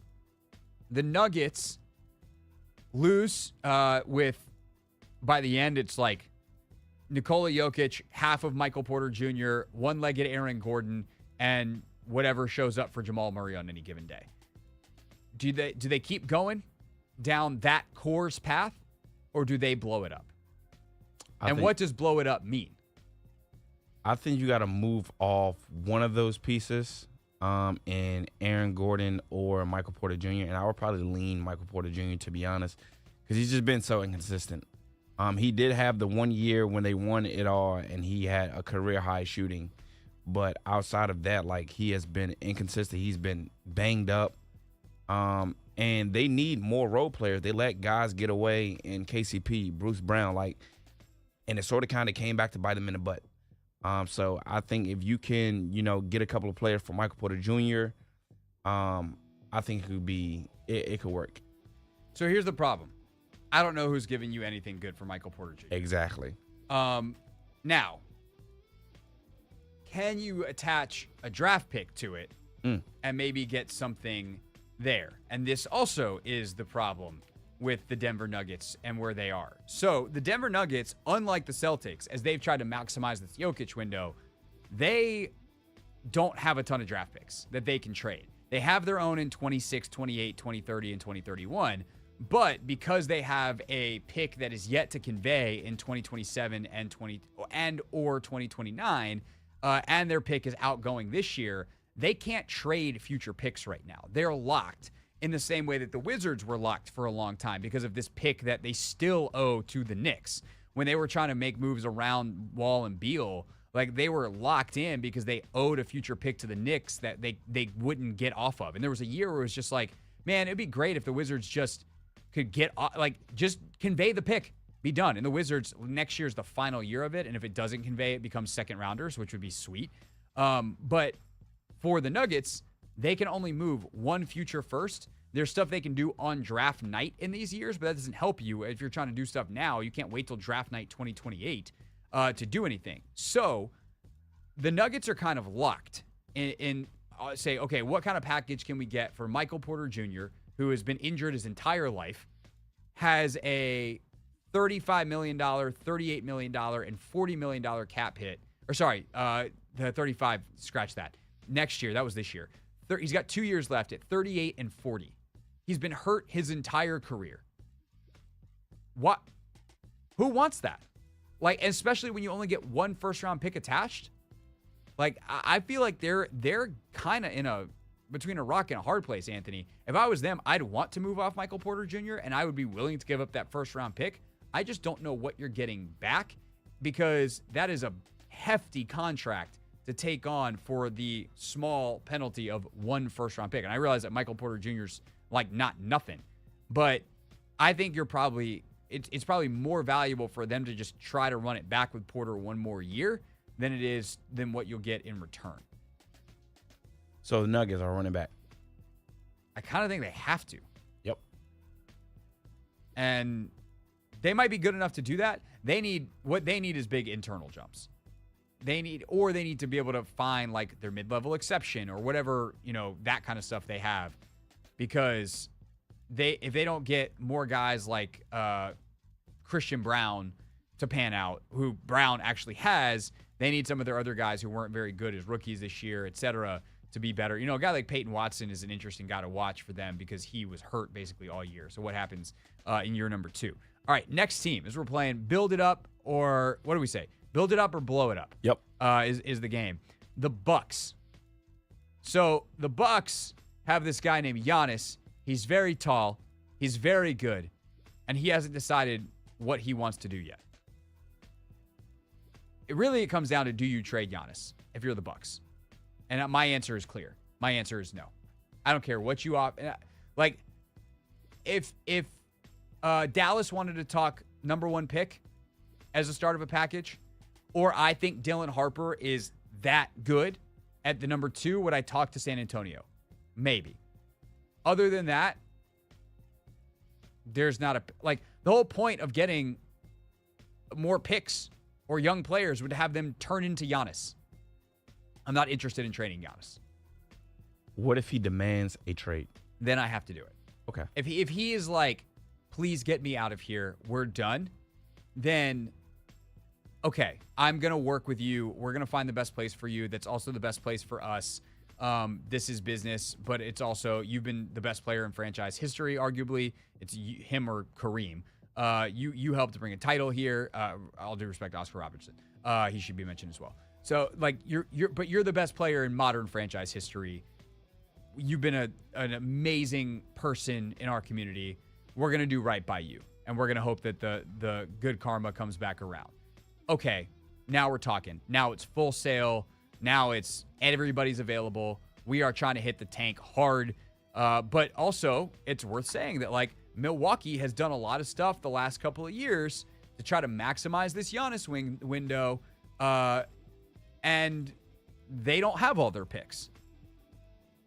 They've got no first rounder this year. They have their own pick in 2026, but New Orleans has the right to swap. 2027, New Orleans will receive the more favorable of its 2027 first-round pick and Milwaukee's 2027 first-round pick, and then Atlanta's got that. So it's basically a pick swap in 27. 2028, they have a pick swap that involves the Blazers and the Wizards. That is part of the Chris Middleton trade and another trade, that the Damian Lillard trade coming together. 2030 is part of the Lillard trade. They have a pick swap as well. So if they're now, could they get other picks? Sure. They could get someone else's pick who they think is going to be bad. But the thing is, if you're trading Giannis to that team, unless that team has a third team's pick, you're probably getting a team that's got good draft picks or bad draft picks because they're good. So, Milwaukee, welcome to being between a rock and a hard place. If I was them, I would say, all right, what other draft picks do we have that we can trade? What other free agents potentially want to play with Giannis? Dame, please retire. And I'm trying to my best to figure out something to get more talent around him. So you're building it up. Yeah, I'm building it up. But then again, I can make the argument that if he's like, even if he's on the fence, just be like, we don't want to do this again next year. Let's take the opportunity to sell at our absolute highest. And this is the only way we're going to replenish this very barren chest of assets where we have nothing. They've got outgoing. They don't have either of their picks in 2025. They don't have their first or their second. 2026 also outgoing. 2027 first and second outgoing. 2028 first and second outgoing. 2029 first and second outgoing. 2030 first and second outgoing. Some of those are swaps, but still. They basically got nothing. It's not good. Nope. It's not good. But I think that what you see here, real quick, the other teams, Cavs, if I was them, I'd just run it back. You're young. You're building a core. Run it back. If you can find something to get another really good player in, great. But I'm not trading anybody in that core. Rockets, if I can add someone, great, but I'm not afraid to run it back. Pistons, run it back. Lakers, they made their move. Run it back with Luka and LeBron for another year, then see what happens. And some of the other teams are, younger. I think the Clippers are a really interesting one, but a lot of them, like James Harden, they have a team option. Do you pick that up or not? Do you want to run it back with Kawhi again, or do you try to trade him to somewhere like Houston? I think that is going to be interesting to watch. But I think what you see, Anthony, in doing this exercise, and like why I wanted to do this, is it's real easy to say, hey, blow it up, or like, oh, they just got to make one more deal. A lot of these teams that try to go all in, once you're in, you're in. And so having the patience of knowing it's the right time and making sure your war chest of assets as you build is enormous. It is stocked so that if you do need to make more trades, you're not left as barren as, say, the Bucks are or the Nuggets are, is really, really important. But also it goes quick because you make 3 trades in a row to surround a Jokic or a Giannis, and all of a sudden your war chest of assets is an empty cupboard. And I think that is something to keep in mind over the next couple of years, obviously with Washington, but as we watch the NBA move this summer. It's the Hoffman Show. We're on the Team 980. We're always live as well on the free Odyssey app. And when we get back, we wrap up the show with real things, real people said, in real microphones.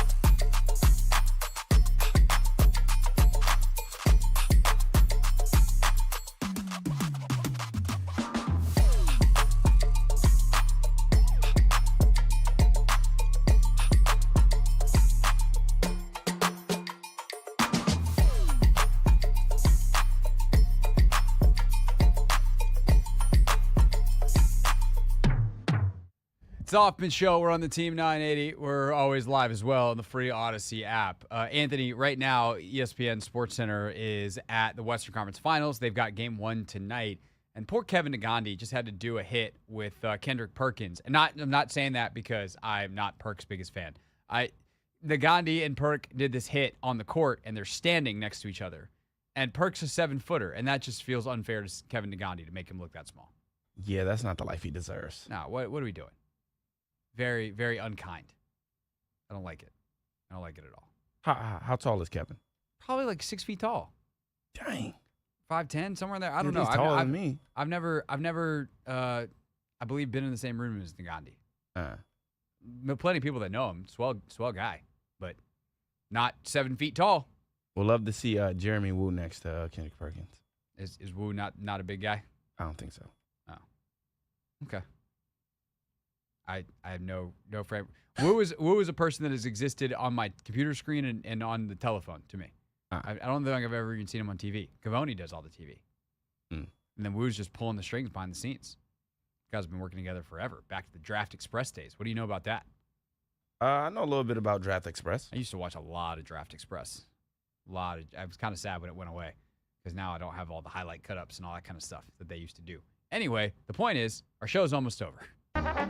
Real things. We're not going to be sucked this year. Real people. 5 and 11, not very good. Said into real microphones. You know, the culture is actually damn good.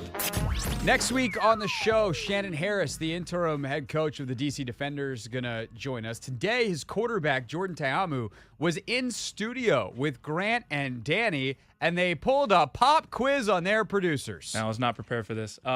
So what they did was they asked Ta'amu to recall a couple of plays and say them out like he's in the huddle. And then Ryan Clary and Darius and Toby had to try to say the plays back. Here's how it went. Here we go. Let's go empty right, F across, 51, Y under, all go, alert, lady. All right, boys, let's go. Let's get this thing going. Ryan Clary, spoiler alert, did not get this thing going. 50 across. No. Why? No. Wrong. Why right? No. Was 50 across was not in 51 that was the F51. 51 was the protection, but Yeah. 50 across was close. I had it halfway through there if you guys gave me a chance there. Where's the 50. formation at? Where's the formation at? I need the It's- formation. Yeah, nobody knows where to line up, brother. Yeah, brother, come on. Just someone get open downfield. I got you. All right, Toby, you're Do up. that in the huddle. That works great. Toby, it's Yeah, always formation first, kids. Duh. your turn. Let's go pro right Zen.